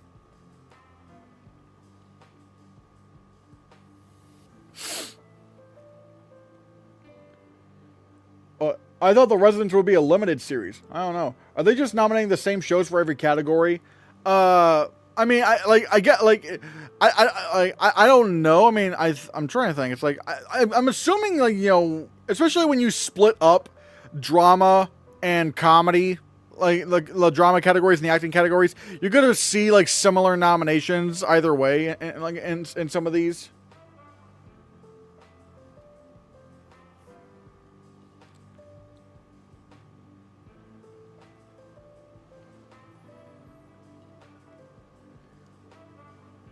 But yeah, but yeah, like it'll look like I'm not sure who would win here. I'm wondering, like, I don't know. We'll have to see. Outstanding guest actor in a comedy series: John Bernthal for The Bear, and it's just a studio palooza. Bryan Cranston for the studio, Dave Franco for the studio, Ron Howard for the studio, Anthony Mackie for the studio, and Martin Scorsese for the studio. I'm not gonna lie, I think they're, I haven't seen the studio, but I think they're going to give it to Martin Scorsese just so they could say they gave Martin Scorsese an Emmy. Martin Scorsese better win. Maybe Martin Scorsese. Jeff Bridges might make you make up your mind. Oh, wait. Oh, yeah, you're talking about someone else. The supporting actor drama category has only 3 shows competing. Well, this one only has 2. Bryan Cranston will win, period. What if the studio actors all split votes? I don't know. Because, like, you'll see, like, a lot of, like, I think there have been times where, like, one show kind of dominated an acting category at the Emmys. No spoilers, but Bryan Cranston has the more important guest role. I mean, I wouldn't be surprised, but it's also like, again, it's also Marty. You also have to deal with the fact that Marty's in this category. Plus, Scorsese already has an Emmy. It would be funny if he won, though. Hard to pick, but I think the Emmys will give it to John Bernthal again.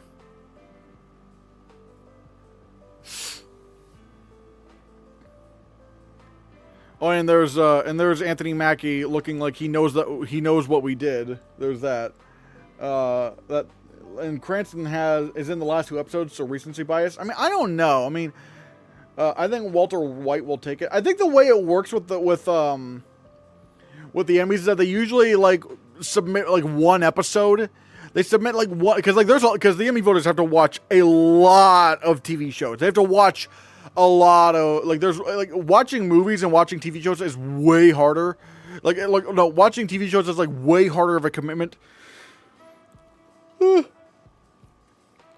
than watching films, because TV shows are just generally longer. So I think usually they just like submit an episode for the voters to watch.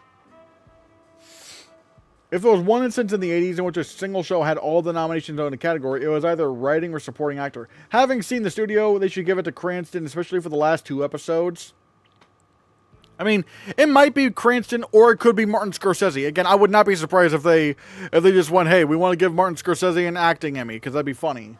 But yeah, this is pretty interesting, in my opinion. Outstanding guest actress in a comedy series. We have Olivia Colman for The Bear, Jamie Lee Curtis for The Bear, Cynthia Erivo for Poker Face, Robbie Hoffman for Hacks, Zoe Kravitz for the studio, and Julianne Nicholson for Hacks. Now, this is not a complete studio takeover. I haven't seen any of these, but I would not, like, I don't know, something really makes me think Jamie Lee Curtis could just take it. I don't know. I'll be shocked if Marty won. That's really dumb. If you've only seen 1 episode, why nominate the whole show? It doesn't make any sense. Again, I think it's because there's so much television. There's just so much television they have to watch. Jamie Lee Curtis won last year.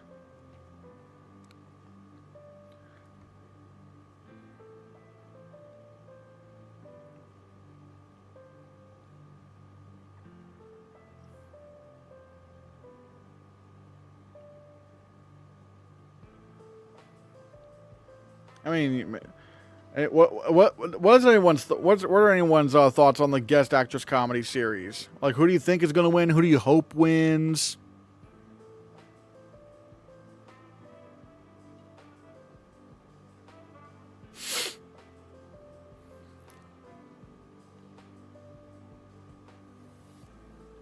Cynthia will win. She played 6 tuplets, meaning 6 twins. Wait, in one episode? Dang.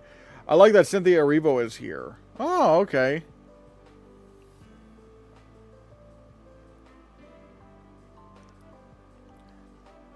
I guess we could probably move on if there's not much going on here.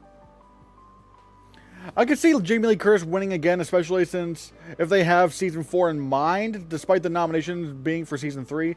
Erivo could win because the Wicked Love propels her, but I don't know. The Wicked Love didn't really propel anything except for, like, you know, costumes and production design. It's easily Jamie who's taking it, especially for, I believe, episode 7 of The Bear. Hill Street Blues received every nomination for Outstanding Supporting Actor in a Drama Series. We'll get to that here in a bit. Outstanding Directing for a Comedy Series. The Bear, Hacks, Mid-Century Modern, The Rehearsal, and The Studio. Okay, so, yeah, for the... Let's see. Iowa Debris for The Bear. Lucia Anelio for Hacks. Mid-Century Modern, directed by James Burrows. Nathan Fielder for The Rehearsal, and Seth Rogen and Evan Goldberg for The Studio. I did. The Studio might take it, or The Bear as well. The Studio will just win for its Wonner episode. Yep, it is the Wonner that was nominated. The Wonner was nominated. Surprise! Christopher Storer is not nominated for The Bear. Oh. The Studio is winning because it's nominated for the Wonner. Yeah, I've heard a lot about the Wonner. And I actually did see a clip from the Studio regarding the Wonner, and it's pretty impressive what they were doing. It's a lot of fun. I don't know. I always love Wonners. Wonners are a lot of fun. The Studio might win Comedy Series, Seth Rogen, and Directing. I mean, maybe. Especially since I've heard that The Bear, like, underperformed in nominations in places. Ugh.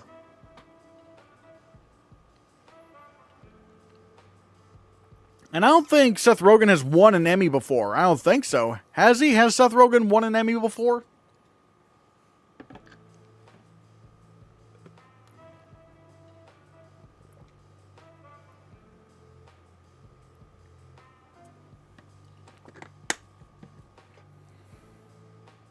Nope. Oh, so he hasn't won an Emmy. Okay.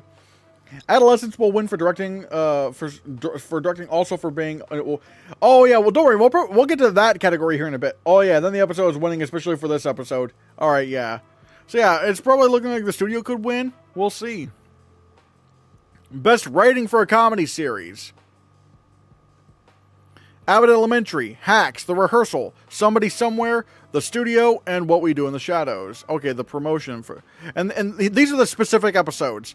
Back to School from Abbott Elementary, A Slippery Slope from Hacks, Pilot's Code for The Rehearsal, AGG for Somebody Somewhere, the promotion for The Studio, and the finale for What We Do in the Shadows.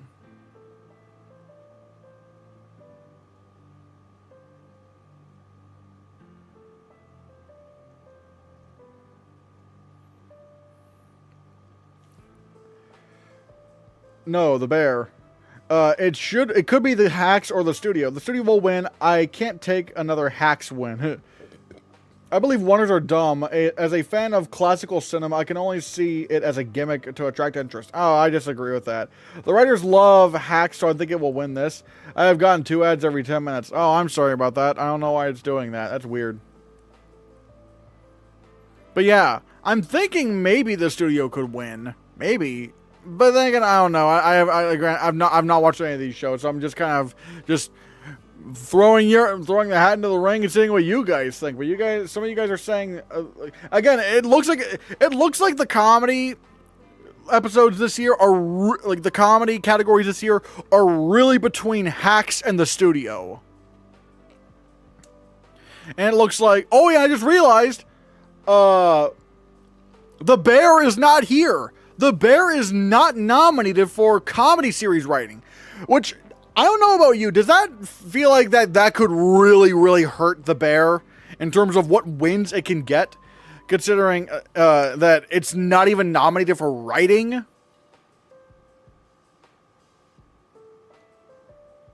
The Bear would have been my pick. Ooh.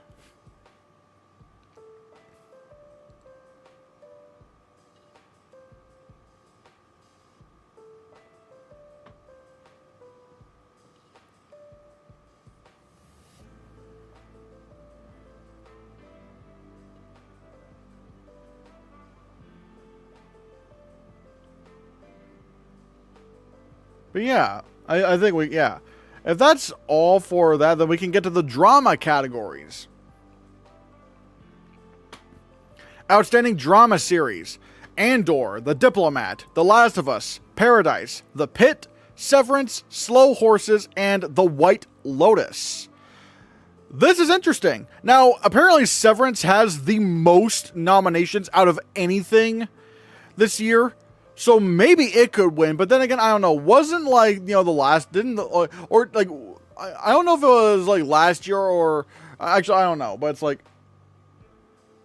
I've heard The Bear is misplaced as not belonging in the fun categories. The Pit should win. Oh God, Andor. I need to catch up on Andor, and I need to catch up on The Last of Us. Those are the two that I really need to catch up on. Because I loved Andor Season 1, and I love The Last of Us Season 1.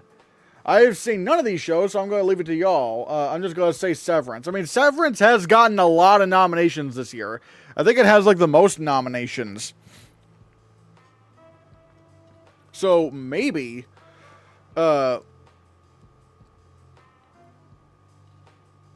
might, actually, yeah, it might be Severance. Because, like, The Last of Us underperformed in nominations. Andor didn't get any acting nominations. The Pit is very new.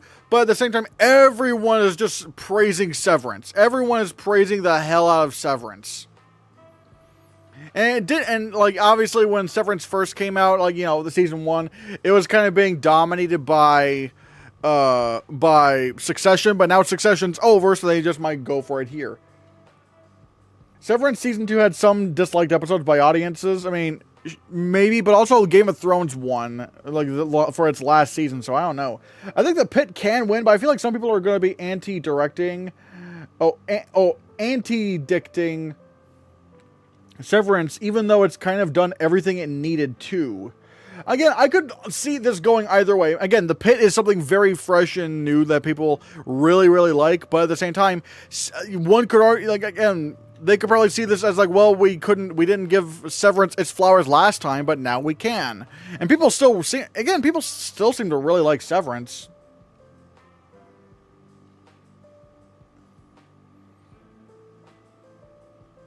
We'll be happy with The Pit winning, though. Yeah, I've heard some great things about The Pit.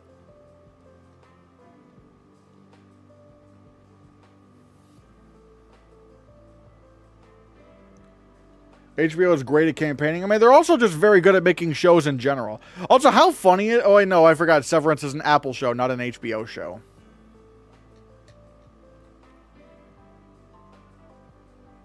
I feel useless since I have literally nothing to talk about. Damn my disinterest in TV. I mean, don't get me wrong. Like, we'll get to some of the... Like, we're going to go over a few of the categories. What's the difference between HBO and Max in terms of campaigning? I don't know. But don't forget, right now, they're HBO Max right now. It's back to HBO Max.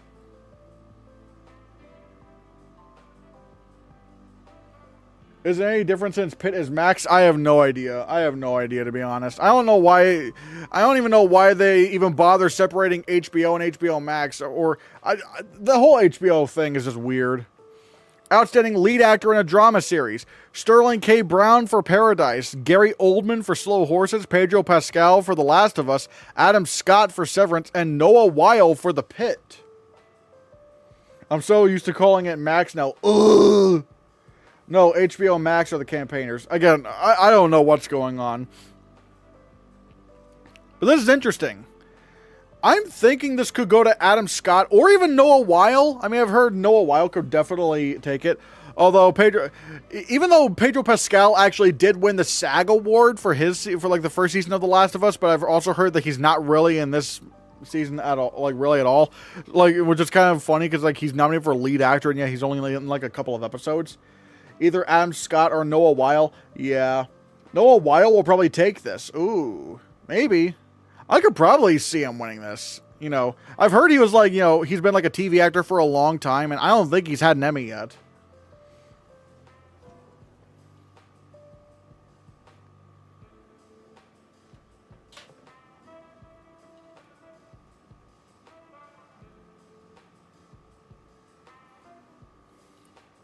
Hard to pick between them for me. Each of them have a scene that got me. Ooh. Yeah. Hold on, I'm just also checking something real quick. Ooh. If they were in different years, they would be a lock to win because they're... But since they're in the same year, it's probably hard for me to pick. Yeah, I'm just going to I don't know. Again, I do think it's definitely between Adam Scott and Noah Weil. I'm going to maybe say Noah Weil could take this. Because, again, people really love Noah in this show a lot. So maybe he could take it. Leaning Weil for now. It's hard to pit. Yeah. Like, I guess they're pit against each other. Haha. But yeah. Outstanding lead actress in a drama series. We have Kathy Bates for Matlock. Sharon Horgan for Bad Sisters, Britt Lauer for Severance, Bella Ramsey for The Last of Us, Kerry Russell for The Diplomat. I have not seen The Last of Us, but Bella Ramsey, I thought they were very good in the first season, so I would not, yeah, they're probably also very amazing in this show as well. Kathy Bates will win again, ooh. As an Irish person, the Sharon Horgan nom makes me happy. Ooh. And yeah, I've heard, if I'm not mistaken, isn't Kathy Bates like the oldest actress to be nominated for lead actress in a drama series, man? So like, I mean, like maybe Kathy Bates could take it. I'm not sure. What do you guys think? If there's any justice in this world, Bella will win. Oh yeah, Bella Ramsey is very good in the show. Or like, again, I haven't seen season 2, but I'm just gonna assume they are very amazing in the show here. Everyone here should watch Bad Sisters. It's great. I believe so. Oh, on the Kathy Bates thing? Yeah. The Last of Us could sweep. I don't think so, because if I'm not mistaken, The Last of Us got nominated for maybe like half the Emmys that the first season got nominated for. And that's not great. That's not great. And I think and from what I understand, it didn't get nominated for like directing or writing either, which is not good. So like, I don't think Last of Us is going to sweep at all. I think Britt should win, especially if Severance is the front runner or the runner up. I mean, maybe that could happen. Oh wait. Oh yeah. Wait,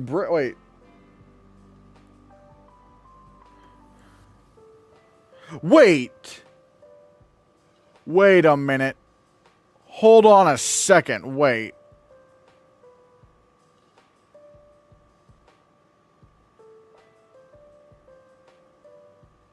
I could have sworn. Wait a minute.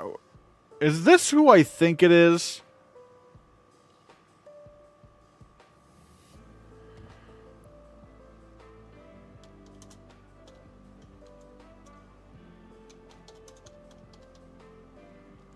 In Space with Markiplier. No, not the same person. Not the same person at all. Okay. That was Leo Tipton that I was thinking of. All right. Yeah. Okay. So yeah, wrong person. I thought wait, is that like the person from In Space with Markiplier? I would say she had the most difficult role in this category. Oh, okay. All right, then. Yeah, I don't know. I'm like, who do we think is going to win? I don't know. Some people are saying Kathy Bates could win. I'm not entirely sure. I mean, then again, Kathy Bates managed to get in here without Matlock being in Best Drama Series. And also, from what I've heard, actually, yeah, not what I've heard, I think she said this, that Matlock is going to be the last performance she actually does. Mainline Productions, yikes. What do you mean, yikes? What happened? I'm manifesting Bella. Again, I would not be upset if Bella Ramsey won. Bella Ramsey, they are amazing. I'll go Kathy Bates, but there's a small chance that Bella Ramsey could take it. Again, I'm just not sure if Bella Ramsey's going to take it if The Last of Us underperformed this badly with nominations. Maybe SAG could go with Bella Ramsey. I tripped. Oh. It's funny how, like, imagine you're just walking while you're typing, like, yikes! But yeah, outstanding supporting actor in a drama series. We have Zach Cherry for Severance, Walton Goggins for The White Lotus, Jason Isaacs for The White Lotus, James Marsden for Paradise, Sam Rockwell for The White Lotus, Tarnell Tillman for Severance, and John Turturro for Severance. Bayonora. Walton all day. Ooh, we got a very strong Walton. Is that your prediction, or do you think is he your pick?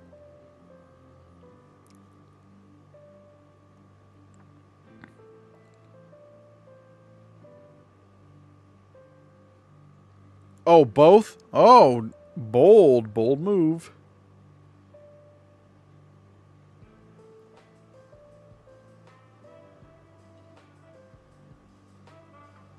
I think Walton Goggins, like I said, I haven't seen The White Lotus. Love Sam, but it annoys me how if he had not been in the last episode, he would have won guest actor, and then maybe Stellan could have gotten in, or someone not from The White Lotus. I'll go with Walton Goggins. Wouldn't be surprised if Tillman, though, with Sam Rockwell.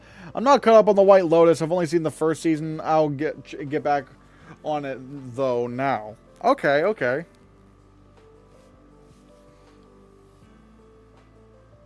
I saw an article about how unfair it is that two shows have 3 nods in the same category. I don't know. I don't know. It's kind of tough. I don't exactly know the whole inner workings of it all.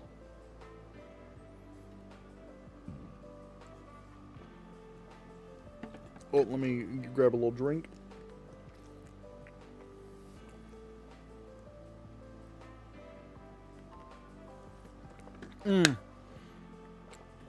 Yeah, I've heard some buzzings for Terrell Tillman, but again, I don't know for sure. It looks like maybe this could just be like an open race, to be honest, like a whole open race in the supporting drama actor category.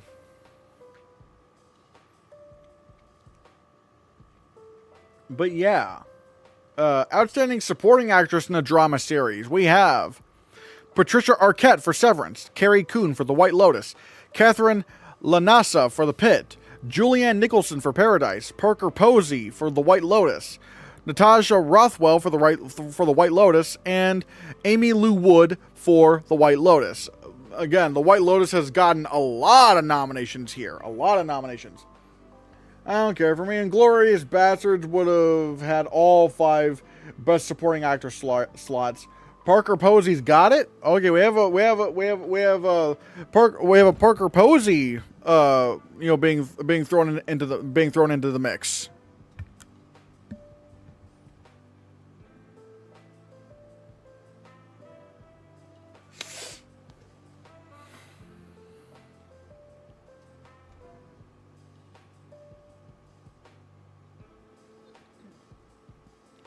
I think they like The White Lotus. I think Carrie should win this easily, and I wasn't even that gone on this season.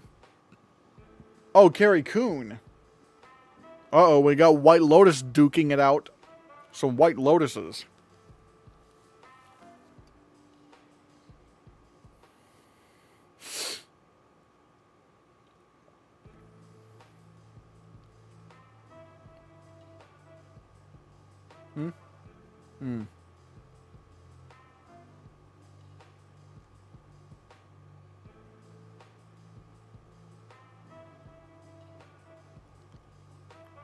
But yeah, outstanding guest actor in a drama series. We have Giancarlo Esposito for The Boys. The Boys, okay. Scott Glenn for The White Lotus. Sean Hatosi for The Pit. Joe Pantoliano for The Last of Us. Forrest Whitaker for Andor. And Jeffrey Wright for The Last of Us. Andor has, so far, its only acting nomination in Forrest Whitaker. The Boys, also its first nomination that we've seen. Fascinating. Man, remember when The Boys Season 2 got nominated for Best Drama Series? Like The Boys has not really performed anywhere near as well since then. I still need to watch the last couple of episodes of The Boys. Didn't know that Joe got nominated. Nice. Yeah, Joe got in. More like Joe Mama. I'm rolling with Sean. Oh, Sean Hatoshi for the Pit. Okay. And if I'm not mistaken, Jeffrey Wright reprises the role that he played in the video game. Scott Glenn looks old AF. Damn. Okay. At least an Andor actor got in, I guess. Yeah, Forrest Whitaker. As Saul Guerrera. Yeah, from Rogue One.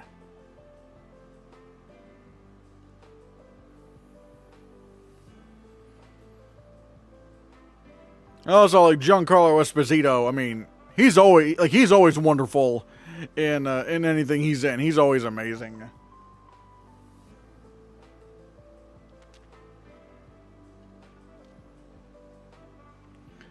And Alan Tudyk as his second CGI Robot of the Year. Oh yeah, because he was also in. Actually, well, technically, Creature Commandos was a 2024 series when he played GI Robot. First Emmy at age 86. Dang. Oh, for Scott Glenn. All right.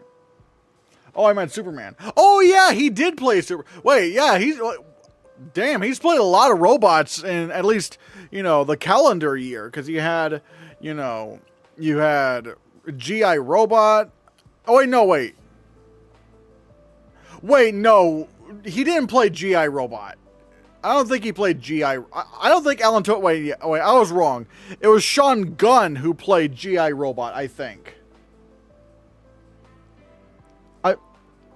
Hey, Google, who played G.I. Robot in Creature Commandos? Sean Gunn. Ah, it was Sean Gunn. Okay, it was Sean Gunn. I was wrong. Creature Commandos. Stop. Sean Gunn as G.I. Robot. Weasel. Stop. IMDb. But yeah, I was wrong. It was Sean Gunn. Outstanding guest actress in a drama series. All right. Jane Alexander for Severance. Gwendolyn Christie. Hey, we were just talking about her. For Severance. Caitlin Dever for The Last of Us. Sherry Jones for The Handmaid's Tale. So far, the only nomination for The Handmaid's Tale. Catherine O'Hara for The Last of Us. And Merritt Wever for Severance. This is interesting.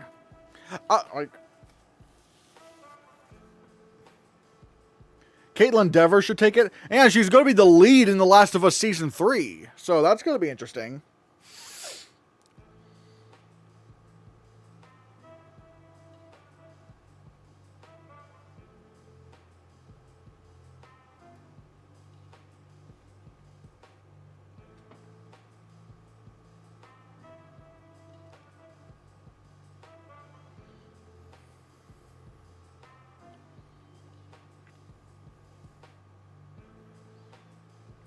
No one has any thoughts?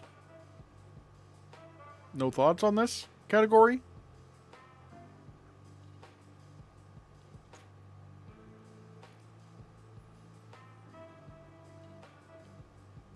All right. Outstanding directing for a drama series. All right. Oh, we got multiple episodes. Oh, Poor Joe is Dead. Did Catherine O'Hara already get a nom? Oh yeah, she was in I think the drama actress category, but now she also, was in The Last of Us. Janus Metz for Andor for the episode Who Are You? Amanda Marsalis for The Pit, the episode 6 p.m. John Wells for The Pit for the episode 7 a.m. Jessica Lee Gagne for Severance for the episode Shikai Bardo. Ben Stiller for Severance for the episode he directed Cold Harbor. Slow Horses for the episode Hello Goodbye, directed by Adam Randell. And The White Lotus, directed by Mike White for the episode Amor Fati. I have a feeling Ben Stiller is going to win an Emmy for this. I think I'm more of a film guy. Yeah, I am too. I'm just kind of, throwing my hat in there and saying, oh, what do you guys think?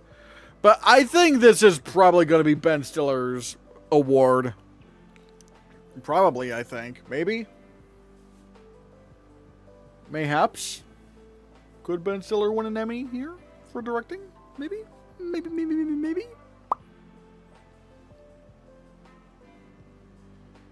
Is it me, or do they always vote for finales or pilots for the win in these categories? Yeah, I'm not surprised, because for the because with starting the series, you want to start off on a very high note, but then also with like finales, you gotta go out on a really high note as well. Andor or Severance will probably take this, but I would like to see Mark Myland get nominated for episode 2 of The Last of Us.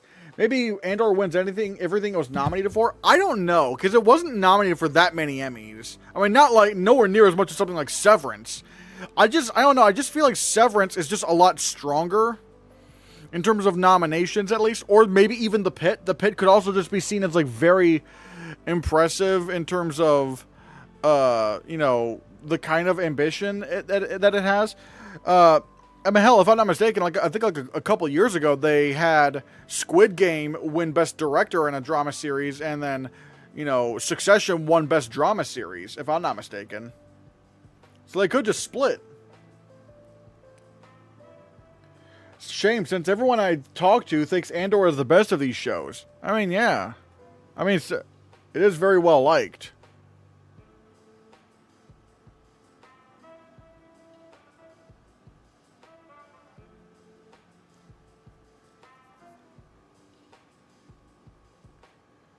Goes to show how much the Star Wars brand has been devalued by these shows, and/or aside, obviously. I mean, yeah, like, with shows like The Book of Boba Fett and Obi-Wan Kenobi and, what is it, The Acolyte, it's not been great for Star Wars. I think they really pumped out way too many TV shows. Outstanding writing for a drama series. We have Andor. We have The Pit for the episode 2 p.m., The Pit for the episode 7 a.m., which is also nominated for directing. Severance for Cold Harbor. Slow Horses for Hello Goodbye. And The White Lotus for the episode Full Moon Party. I mean, the fact that The Pit was nominated twice here is pretty damn good. I gotta say, that's gotta be pretty good, the fact that it got nominated for 2 awards. Whereas, like, everything else just has 1. But the fact that Andor also got in for directing and writing. I don't know. I must have, like, incorrectly maybe said earlier that Andor didn't get... Oh, wait, no, it didn't get any acting categories, but... The Pit might actually win a lot. It's getting a lot. Yeah, it's getting a lot of nominations. Again, it might be seen as that very fresh and new show that people really like. I think one of the Pit episodes might take it, probably. I mean, it is tough, because, like, we're also talking about Severance, which obviously is, like, the nomination juggernaut. And it technically has not really had its time at the Emmys, considering it was overshadowed by Succession. So I think what might happen is that Severance takes drama series, The Pit wins some of the other categories, and then maybe like next year, The Pit wins. I don't actually know, or whenever season 2 comes out, The Pit wins that season. Either The Pit is winning, or it'll split the vote here. I've heard rumors that it's Brad Pitt's favorite series. Oh, get The Pit. I don't understand why they prefer episodic nods instead of a single nod for the full show. I get why, because some episode, considering, like, yeah, I can actually see why, because, like, certain episodes might be better than some others. And it's a little bit tough that way, so I'm not that surprised why they do that.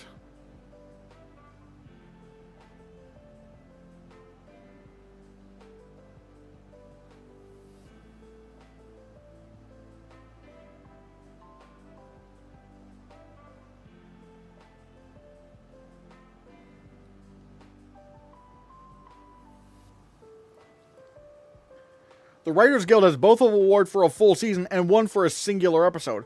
Okay, yeah, maybe they could do something like that. Yeah. Alright, and then for the other categories, I'm not going to go in depth in terms of like the directing and the writing and stuff, but yeah. Outstanding Limited or Anthology Series, we have Adolescence, Black Mirror, Dying for Sex, Monsters, the Lyle and Eric Menendez story, which I've heard is extremely controversial, and I'm kind of surprised it got in here. And The Penguin, which I've heard nothing but amazing things about. I mean, hell, the Penguin, although I don't think the Penguin won limited series at, like, the Golden Globes, but I do know that, like, you know, Colin Farrell won the Golden Globe. I think he won the SAG Award, and I think he also won the Critics' Choice Award. But we'll get to Colin Farrell here in a bit. But what do we think about this? Why didn't the Penguin get a nomination in drama? Because they submitted it for limited or anthology series, not the drama categories. It's nominated for the limited series categories. If the Penguin came out more recently, it would have had a shot at winning, but it's probably Adolescence. Oh yeah, I remember seeing Adolescence showing up quite a bit here. But still, I am a little bit... Again, I am pretty surprised that Monsters got in. Considering, like, you know, the controversy surrounding that show.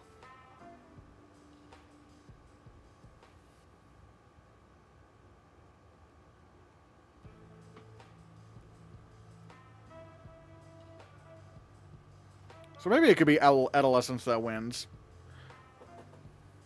That's another show I need to see. I need to see the Penguin. I need to see the Penguin. I don't know why I haven't seen the Penguin yet. Because I loved the Batman, and I loved the Penguin in the Batman. I just have not seen the Penguin yet. I don't know why I haven't done that yet. But yeah. Outstanding television movie. Hello, Elizabeth Tennyson. Hello. Best television movie. Bridget Jones, Mad About the Boy. The Gorge. What is this? Mountainhead. Nonas, and Rebel Ridge. Just went to therapy. Hey, good on you for going to therapy. That's awesome. Mental health is something that we all need to be open about and, you know, take care of. That's good. So funny that Bridget Jones is here when it's the second biggest movie of the year over here. Oh yeah, didn't it release theatrically in other markets? That's kind of funny. Rebel Ridge. You're saying Rebel Ridge is gonna win. I mean, I guess it's probably, you know, yeah, I guess it's like, you know, not too hard to imagine considering, like, The Gorge, I'm a little bit surprised because, like, The Gorge was not really that acclaimed. Like, you know, like The Gorge was not really that acclaimed of a film. Bridget Jones, I don't think anyone cares about that. And then you have Rebel Ridge, and it's like, oh. Rebel Ridge won all the precursors, I think? Oh, well, okay, maybe it might win. Maybe it might actually win. Outstanding lead actor for a limited or anthology series or TV movie. Colin Farrell for The Penguin. Stephen Graham for Adolescence. Jake Gyllenhaal for Presumed Innocent. Brian Tyree Henry for Dope Thief, and Cooper Couch for Monsters, the Lyle and Eric Menendez story. And I just realized, fuck, what's the guy's name? He's playing Jon Stewart. He's not nominated here. He didn't get nominated. Rooting for Colin Farrell to win his Emmy to make up for his Oscar loss, and he's great in The Penguin too. Stephen Graham is a producer on Adolescence, so if they don't give him the acting win, they would be honoring him if he wins series. I want Colin to win. Yeah, like, I know Colin, like, how many precursors did Colin Farrell win? Because I know he won I think he won the Golden Globe, and I think he won SAG, or did he win SAG? I don't know. He won all of them? Because, like, the main precursors I'm looking at are Golden Globe, Critics' Choice, and SAG. And, like, so he won all of those? And if he did win all of them... Oh, Golden Globe and SAG, but Adolescence wasn't out yet. Ah. Okay. So, he might face a problem, because Colin Farrell might face a problem with Adolescence. Here with Stephen Graham.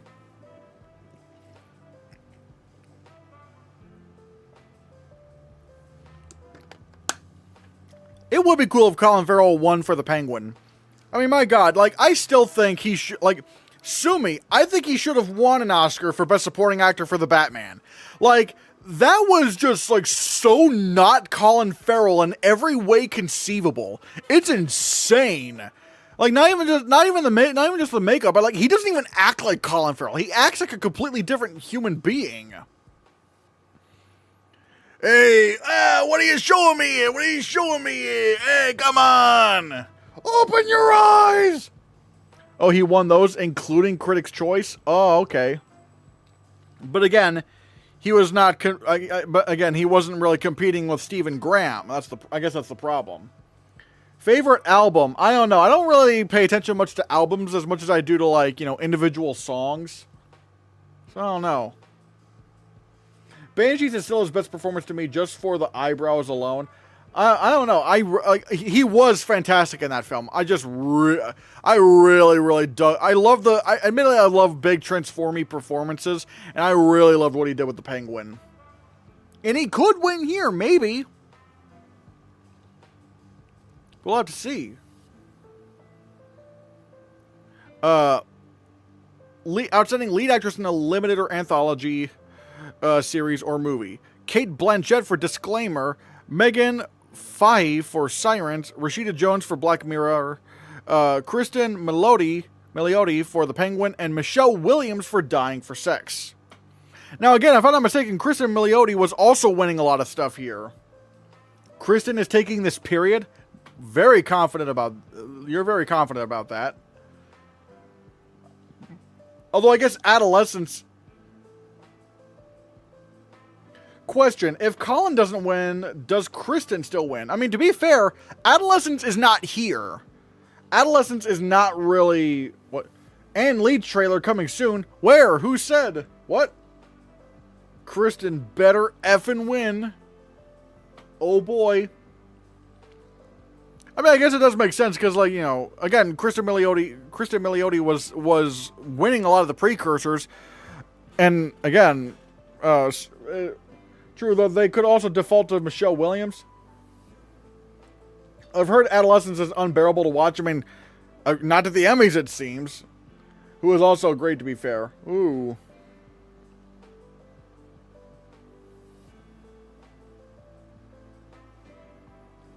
Like, it is pure quality, but utterly sad. Oh.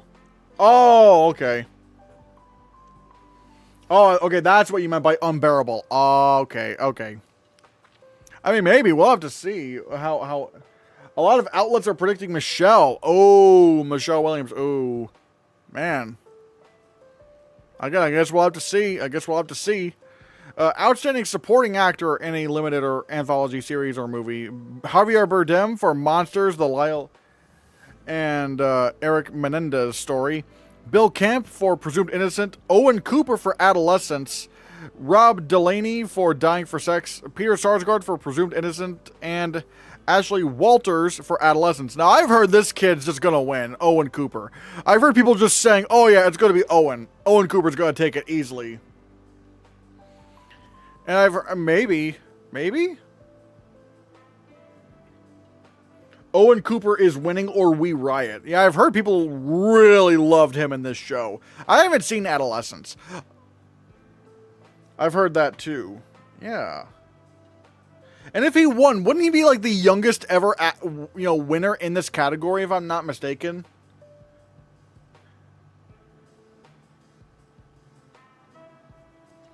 The new Daniel Day-Lewis. Oh boy.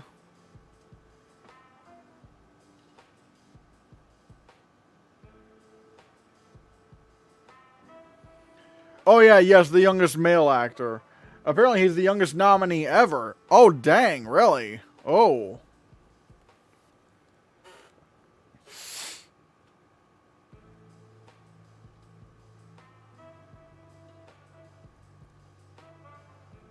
He's going to be in Wuthering Heights, too. I don't know what that is, actually. I don't know what that is. Outstanding supporting actress in a limited series or TV movie. Then he'll be the youngest winner. Ooh. Erin Doherty for Adolescence. Ruth Negga for Presumed Innocent. Deirdre O'Connell for The Penguin. Chloe Sevigny for Monsters, The Lyle and Eric Menendez story. Jenny Slate for Dying for Sex. And Christine Tremarco for Adolescence. Aaron should 100% take this. Oh, we have a 100% should take this. Ooh. Christian, do you believe in Frankenstein? Not in the Oscar success, but not in Oscar. Do you believe in Frankenstein? Not in Oscars, but in success. It's not gonna go to theaters probably. I mean, it's not gonna be financially successful because you can't if it's a Netflix movie. But I think it's gonna be very good. I think it's gonna be great. Aaron Doherty is great and would be a great winner, but I would love if Deirdre O'Connell won as well. Ooh.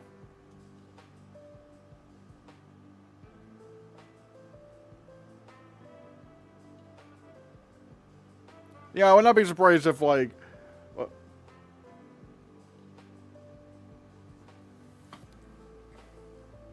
Y'all watching Signs this week? No. I've actually not even seen Signs. But yeah. And that's pretty much it for, like, some of the main categories of the Emmys. But let's just look at some of the other, you know, let's see.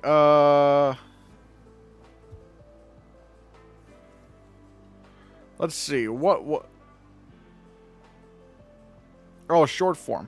Comedy, drama, or variety series. Oh, I know. That's short film or non-fiction or reality. Oh, wait, no, these are... Okay, so these are just, like, the making of stuff. All right. That's just the making of stuff. Variety talk series. Let's see, The Daily Show, Jimmy Kimmel Live, Late Show with Stephen Colbert, which apparently the Late Show with Stephen Colbert is being canceled due to Paramount want to cut corners. Dang. Daily Show, love Jon Stewart. I'm glad Jon Stewart's back. He's great. Outstanding scripted variety series. Once again, it is between Last Week Tonight with John Oliver and Saturday Night Live. And let's face it, John Oliver is just gonna win again because this dude is like, if I'm not mistaken, this show has not lost this category ever. I mean, or at the very least, like when Last Week Tonight with John Oliver has whether I know he's sometimes been nominated for like talk series or scripted variety series.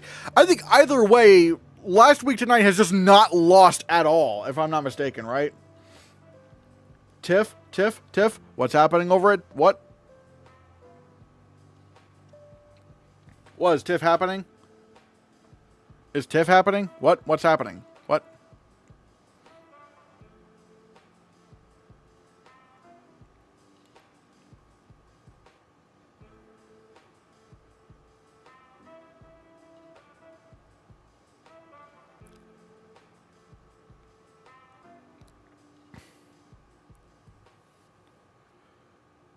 Oh, no, it's just waiting the next segment of your stream. Ah, damn it.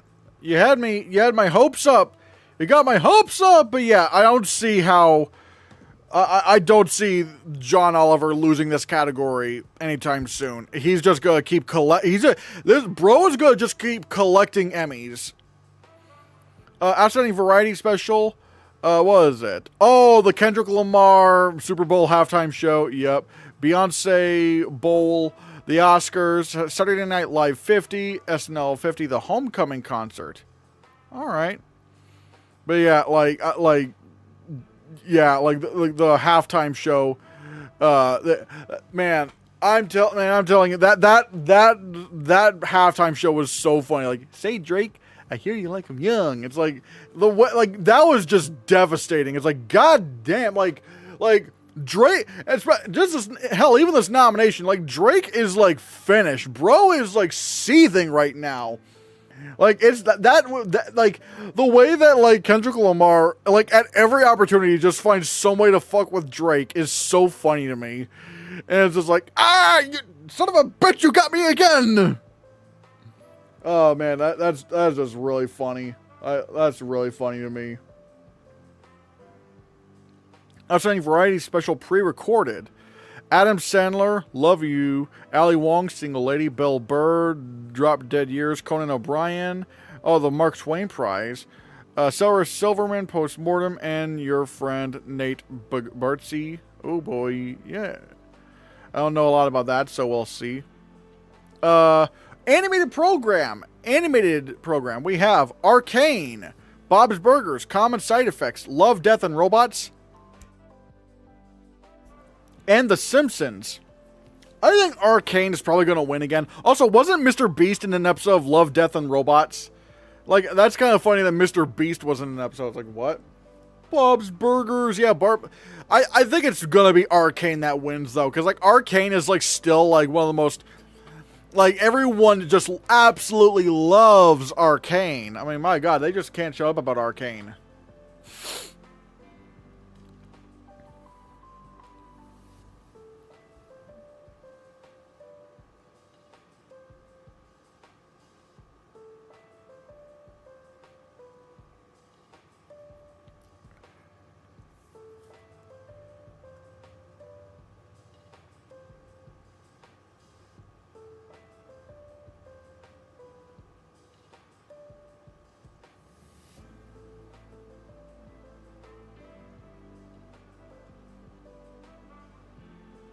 Oh, wait, this is a Mike Judge show. Oh. Like, Common Side Effects is a Mike Judge show. And obviously, yeah, The Simpsons, that makes sense, because Simpsons is like the, yeah. I don't know, I'm thinking it's going to be Arcane that wins. I think Arcane's going to take this. Alright, performers. Voiceover performance. Julie Andrews for Bridgerton, Hank Azaria for The Simpsons, Maya Rudolph for Big Mouth, Alan Tudyk for Andor. Oh, there he is. There's Alan Tudyk for Andor. Jeffrey Wright for What If, and Steven Yeun for Invincible. So yeah, I guess you were. I think someone in chat was wondering where Alan Tudyk was for Andor. There he is. I'm wondering who could take this. I'm kind of wondering. Oh, wait, Bridgerton. Oh, wait, Bridgerton. That's a live action show. But then again, I guess maybe she must have voiced she must have had like a voiceover or something in that. Narrator. Sir David Attenborough for Planet Earth, Asia. Yeah, makes sense. Idris Elba, Erased, World War II's Heroes of Color. Tom Hanks for The Americas. Barack Obama for Our Oceans. And Phoebe Waller-Bridge for Octopus. I'm back again. Had to get burgers. Oh, hello, Elizabeth Tennyson. You got burgers? You got freaking burgers? Oh, my God. Emerging Media. What's Emerging Media Program? I don't know what that is.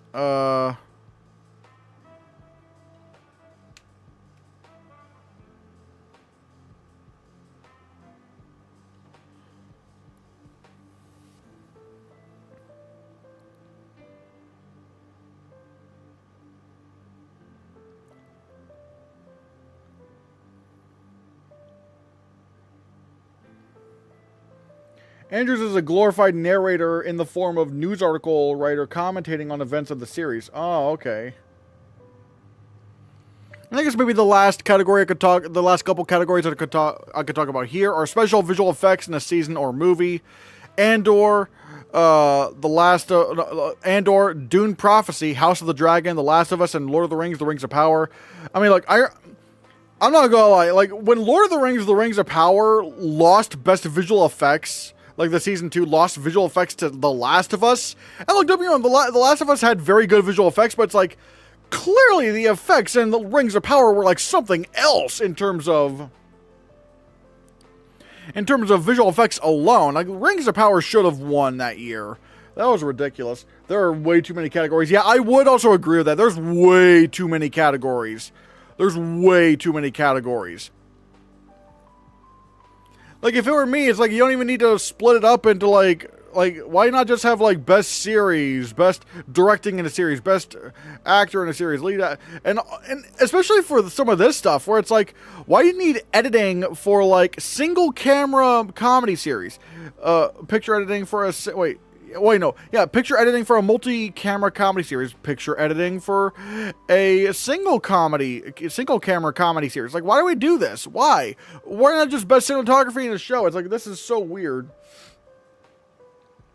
Do you believe a foreign film could win Best Picture this year? At the Oscars, I mean, maybe, but it's also like, you know, it's hard to figure out where the precursors would lead us, because it's like, Sentimental Value has the best chance, but it's not eligible for Writers Guild, and that definitely helped with Parasite's chances.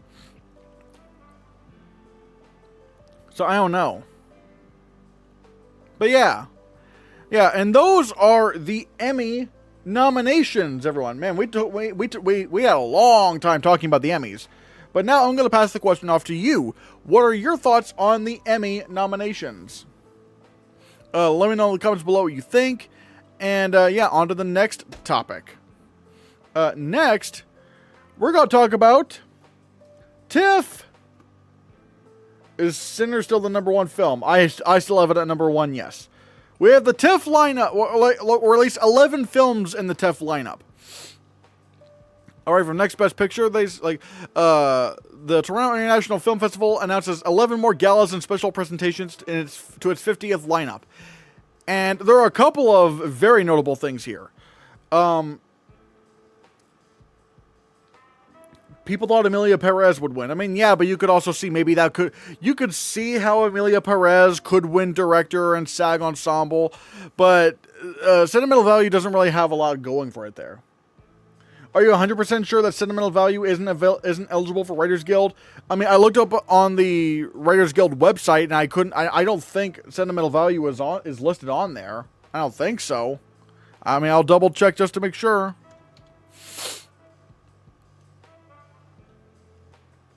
Let's see.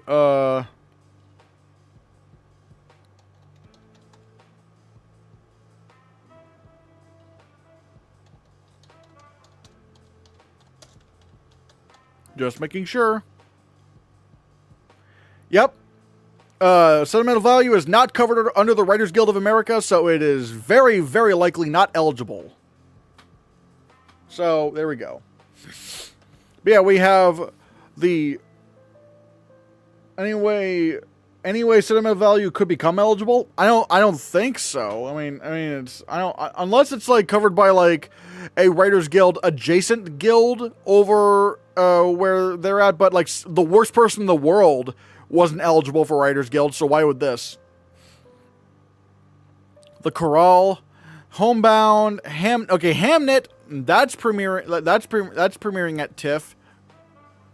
A Private Life. Roofman, She Has No Name, and then special presentations. Friends, The Lost Bus, that's premiering at TIFF, huh?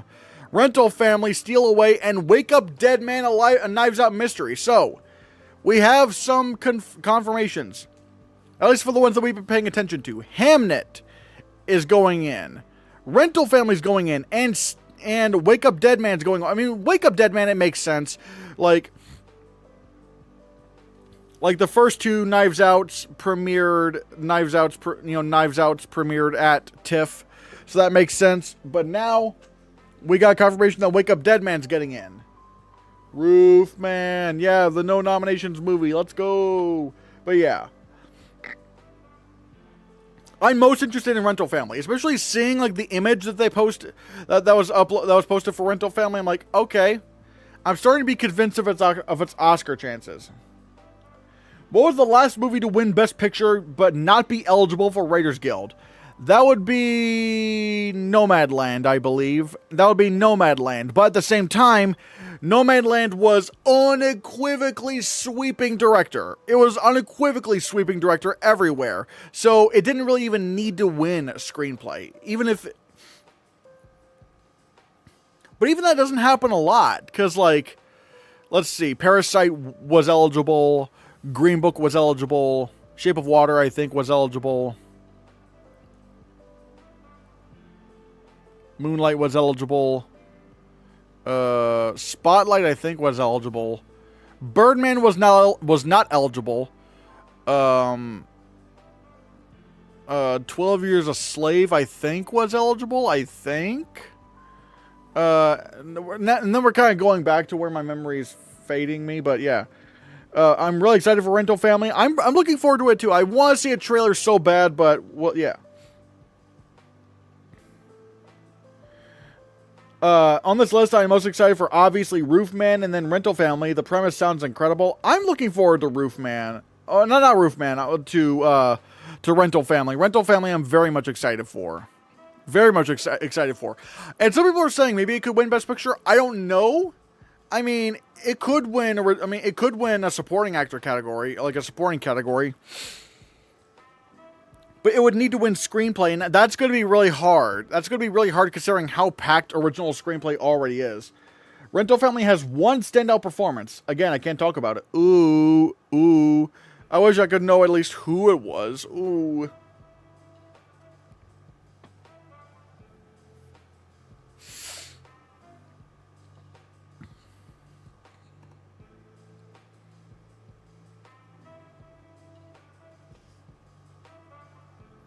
Ooh, okay. Fun fact, Oliver is the only Best Picture winning musical that didn't win Best Written Musical, at least when that category existed. It wasn't even nominated, but apparently it was Writers Guild covered. Alright. Rental Family is eligible for People's Choice, correct? I think so. I think it is eligible for People's Choice. I just don't like the idea of sentimental value since I despise The Worst Person in the World. I mean, to be fair, you haven't seen Sentimental Value, so you can't say that you don't like the idea of Sentimental Value winning. We'll have to see. We just have to see how it works, how it all works out. Do you think any of these movies are winning People's Choice? I mean, some people are making a good argument that Rental Family could. Like, if Rental Family wins People's Choice, it is absolutely in the top 5 for Best Picture. Absolutely in the top 5.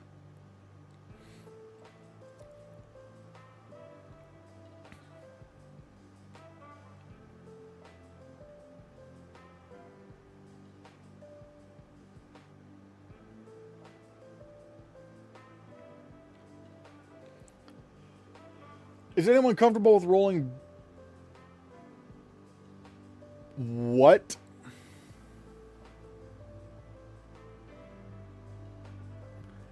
I just watched The Worst Person in the World last night for the second time, and it improved on a second watch for me.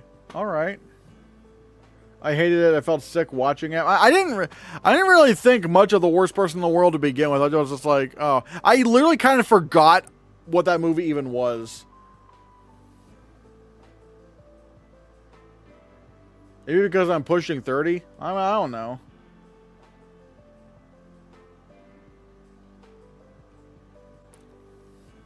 But yeah, I don't know. The Worst Person in the World is so goated. Yeah, I didn't love it. I don't remember a lot of it to begin with, so I don't know what my opinion on it is. So, I don't know. But I have a feeling I might like Sentimental Value more. So yeah. Now, I'm going to pass the question off to you. What are your thoughts on the TIFF lineup? Let me know in the comments below what you think. And so, yeah. Man, we've been going at it for like 2.5 hours. What? Oh, the actress, however, is very talented. Oh, yeah, Renate Reinsva. Yeah. That's it for the main topics. We could probably spend, like, a little bit just, talking about general stuff. Oh, bro said comics. I mean, the comments will be open, I'm pretty sure. My thoughts, I'm very happy to see Roofman on the list. Alright. New TRON trailer dropped? Oh, yeah, we talked about that long ago.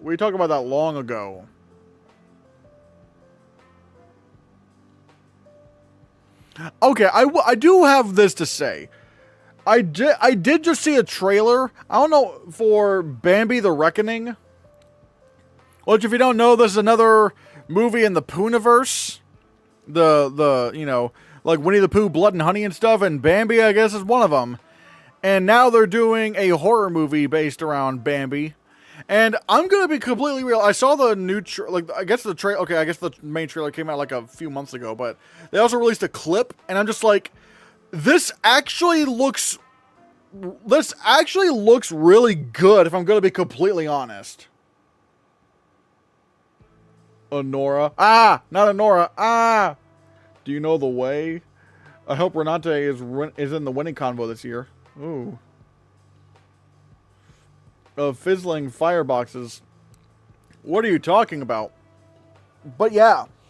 I'm not going to play the trailer because I don't want to get copyright claimed, but I gotta say, I mean, I don't know what the budget for Bambi the Reckoning is. The effects look pretty damn good for a movie like this, you know?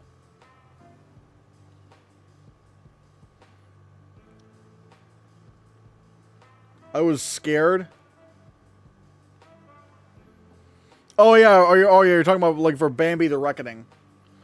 But yeah, this thing looks like when you watch the trailer, it looks way better than like any stupid like sci-fi channel horror movie shit.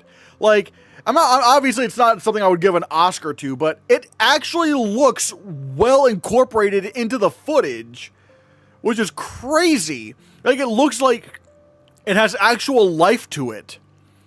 And even then, you know, the trailer or like the clip that I saw, which you can find on like Discussing Film, the clip actually does look pretty damn good. It actually does build up some good tension.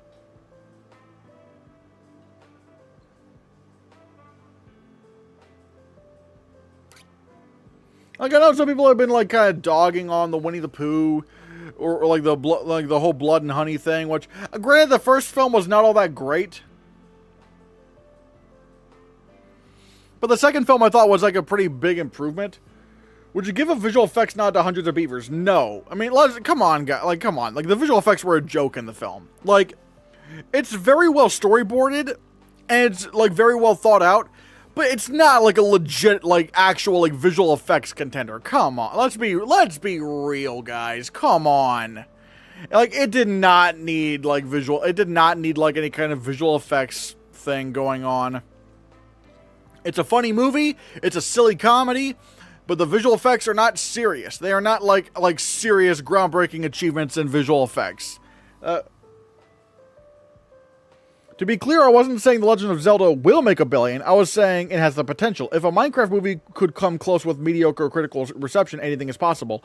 I mean, maybe, but also like a Minecraft movie was like not taking itself seriously at all. Whereas I feel like Zelda is. I gotta go. It's 3:41 a.m. here. Dang. Okay. I stayed up late. Well, goodbye, Troels. See ya. I'm as real as the backyardigans. Into the thick of it! Into the thick of it! Into the thick of it! Ugh. La la la lava! La la la lava! Steve's lava chicken, yeah, tasty as hell! Oh, mama, see that now you're ringing the bell! Oh, super spicy! I forget how the rest of the song. Can we talk more about the Odyssey ticket situation? I don't really know what else there is to talk about. I like the teaser. I'm in the minority and don't like the American accents. For Nolan, who strives for authenticity in his movies, I would have expected him to hire dialect coaches for Greek accents. It doesn't. I don't really care that much. I mean, it's Greek mythology, so it's like it's like mythology. So it's like, oh well. I really love the teaser for the Odyssey. I mean, I'm excited. Bye. But yeah.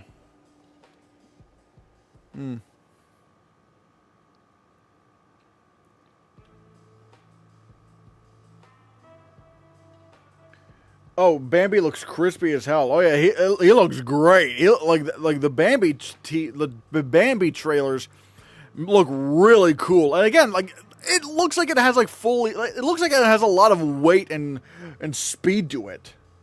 The only 2 seats left in my Odyssey showing aren't even seats. They're the wheelchair spots. Aw. Suddenly. I feel like you're just trying to get me to say silly stuff.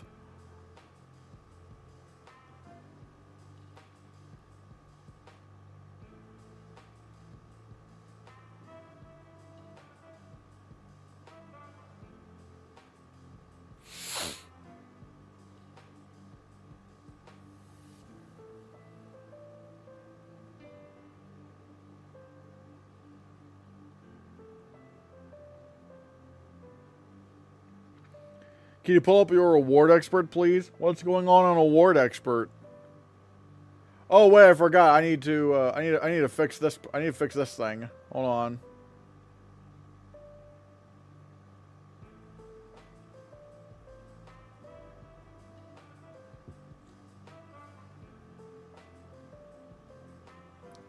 Oops.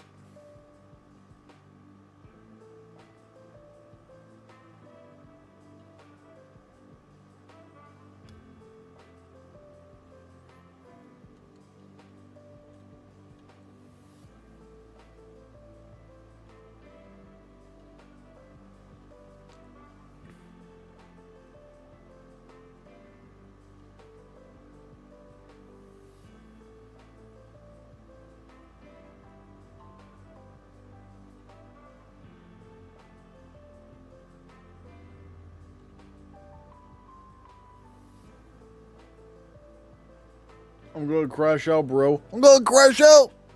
I'm gonna crash out. Ah! I'm thriving for free marketing. Ah!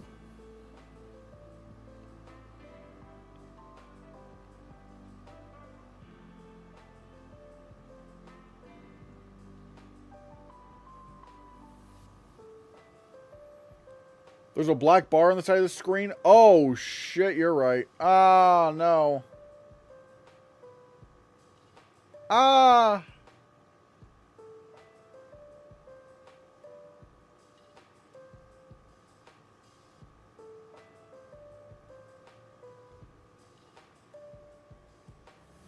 Okay, hold on. Let me,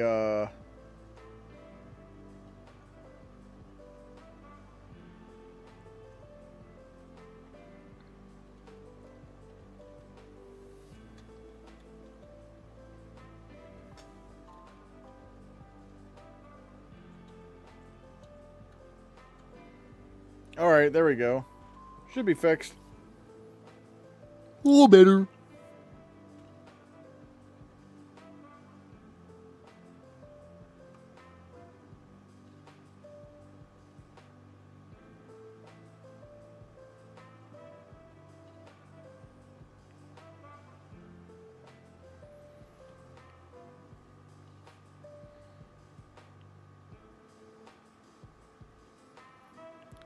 Rent me. What are you talking? I don't want to rent. I don't want to rent anybody. No! What are we doing, everybody? What are we doing here? What are we doing? No.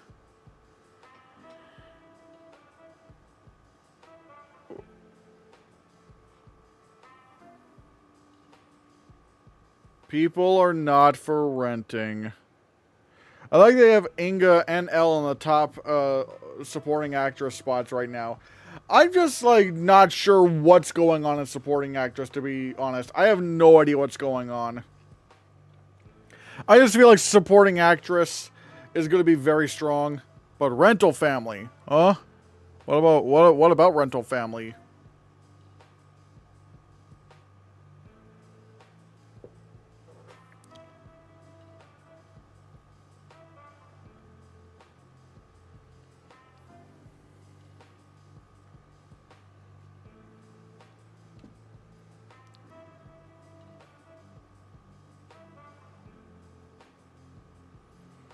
Elizabeth Tennyson could be part of rental family? Maybe.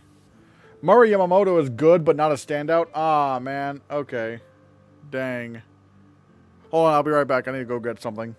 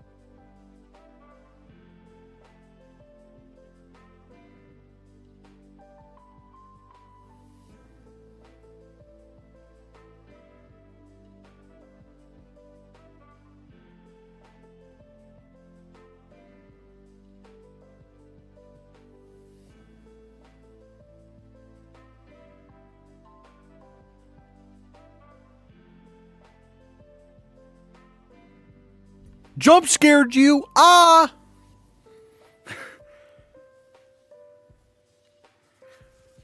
It'll get long enough one of these days. Should we make a mostly peaceful protest to bring sound mixing and sound editing back? I love how he said make a mostly peaceful protest. That's really funny. Y'all are not going to guess what the plot twist is in the third act. Like, Brendan Fraser takes off his mask and it turns out that he is Christopher Plummer this whole time. Do you think Sentimental Value's potential 4 acting noms along with director screenplay could drive its chances to win Best Picture higher? I mean, it does help, but again, you need to win the guilds. You know, PGA, DGA, Writers Guild, or SAG Ensemble, or SAG Ensemble. You need to win at least one of those, and already it's looking like it's not going to be eligible for Writers Guild, so you can't really go to that. And it's probably not going to win PGA either because they don't really, they don't give international films the win. So you're looking at either DGA and or SAG Ensemble, and that's kind of tough because I feel like Sinners kind of makes a better argument for DGA and SAG Ensemble. Great, another heart attack. This is my third today. Oh, yeah, regarding the jump scare. Scared you.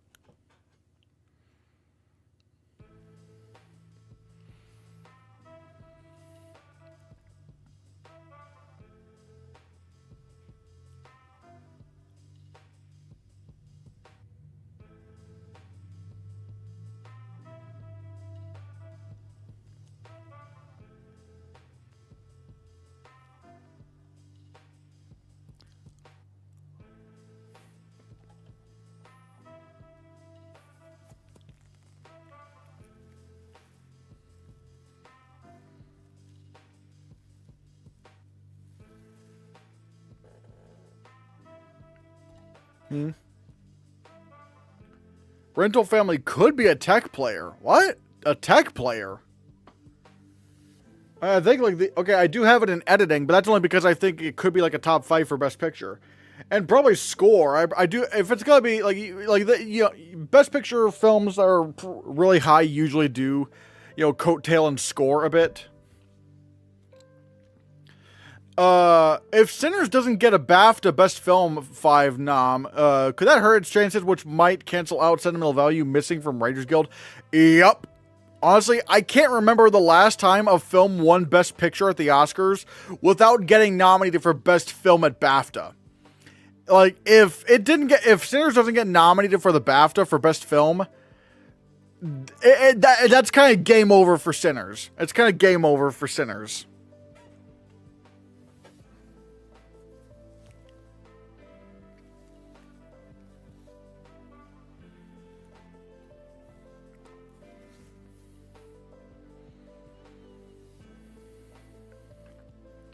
What do you have getting into BAFTA Best Film at the moment then? I don't know. I haven't thought about that yet. I don't know. So yeah, I can't really speak to that.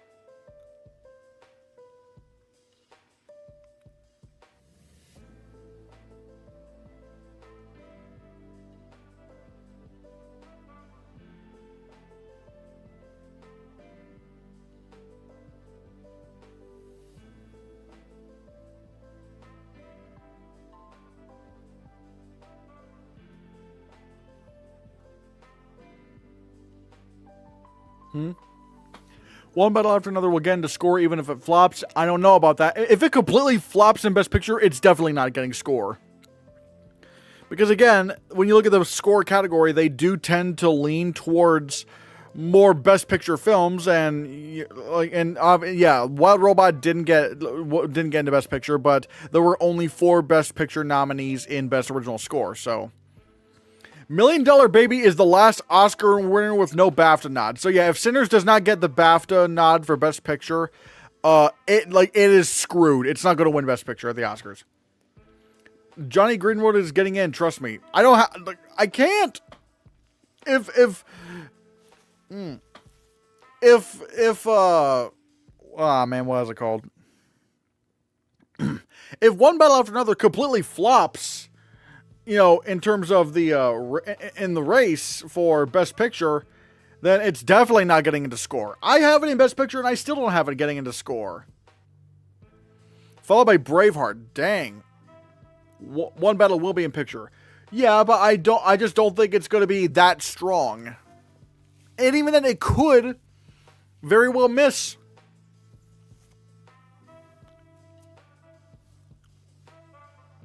I've seen it. As long as it's in picture, it's in score, flop aside. We'll see. We'll see.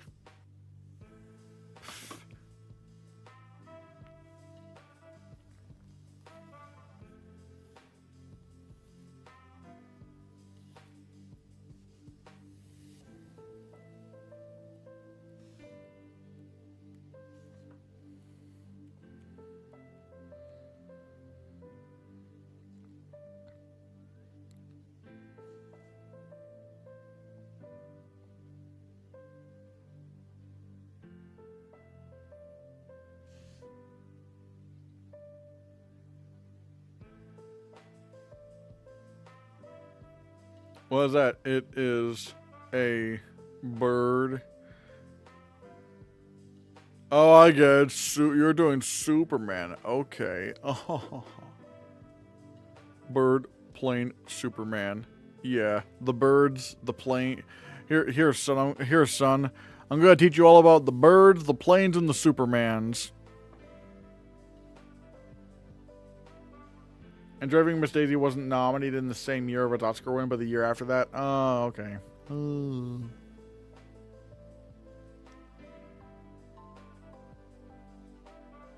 But yeah, guys. It's been nearly 3 hours. So once we hit the 3-hour mark, we are currently at 2:57, right on the dot. Once we hit 3 hours, I might call it quits. So does anyone have any final thoughts? I'm at 3% currently. I'm at 3% of my social battery.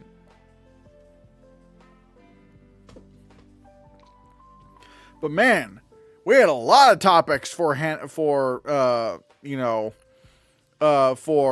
Movie Talk. I might go live again tomorrow, maybe, if there's enough stuff to talk about. But yeah, we'll have to see. I'm gonna crash out, bro. I'm gonna crash out. I need to start doing live streams more often. I do, but again, I also really do want to see if we can get more people to either donate to the Ko-Fi or become members or gift memberships to people, stuff like that. I want to try to find a lot of that. I want to try to see if we can do that. What's your favorite trailer of all time? Oh, that's tough. I'm not gonna lie, I don't know what it was, but it's I love that one of the trailers from Star Wars: The Force Awakens. It wasn't the one where it showed Chewie we're home for the first time, but it was the one after that where we saw a little bit more of the story. My God, the hype for The Force Awakens was so good. 1968 and 1985 were the only years in which all directing prizes disagreed. Dang. I love Endgame. Oh yeah. Although for me the trailers weren't selling me on Endgame. I mean, don't get me wrong. They weren't bad trailers, but it's I just wanted to know what was going to happen after that cliffhanger in Infinity War. The trailers more got me hyped on Infinity War. I hope you get all the members of the world. I hope so too. I want to get some members. I want to get some new members. Memby. Let's go. Let's see. I might ooh, hold on a second.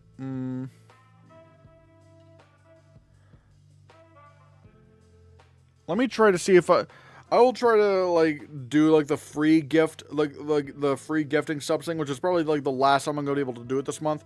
But I want to get that count up so that we can, potentially get more people to, renew their memberships. So mayhaps. Wait, what?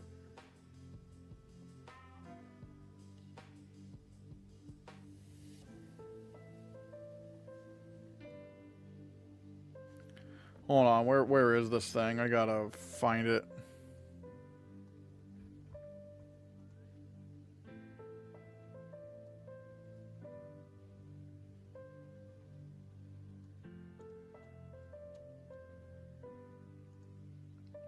Aren't there only 3 people on the stream? I mean, yeah, but I think I'll just go to like random subscribers, I think. Ooh. Okay, let's see. We'll gift some memberships right now. Again, it's free membership, so I don't really. So like, I'm not spending any money on it. But yeah, let's see.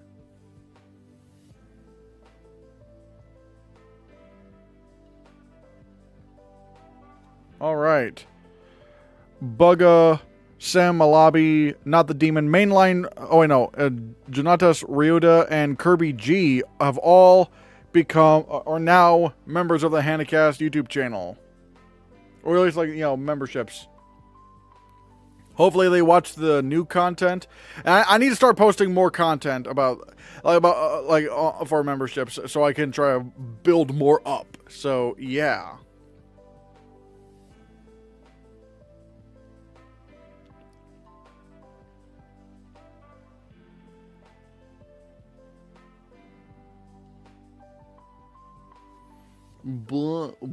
Nora. Oh, wait, hold on. Where are you? Where is it?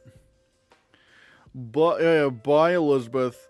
Tennyson. Bye. And yeah, I think that's gonna do it for this stream. I might stream tomorrow, so look out. I might try to stream tomorrow. I just want to see if we can, like, what, you know, news stories there are, because I do. Oh my God! Thank you, AJ. Oh my God. Although, yeah, I forgot that's a monthly membership message that you can do.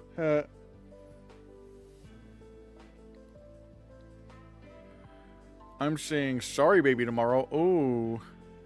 1985, DGA, Color Purple, Golden Globes, Prizzy's Honor, Oscar, Out of Africa, and there are no records of a BAFTA winner or nominee in Best Director that year. Huh. That's fascinating. But yeah, guys, yeah, let me know, let me know what you think of Hannahcast Movie Talk.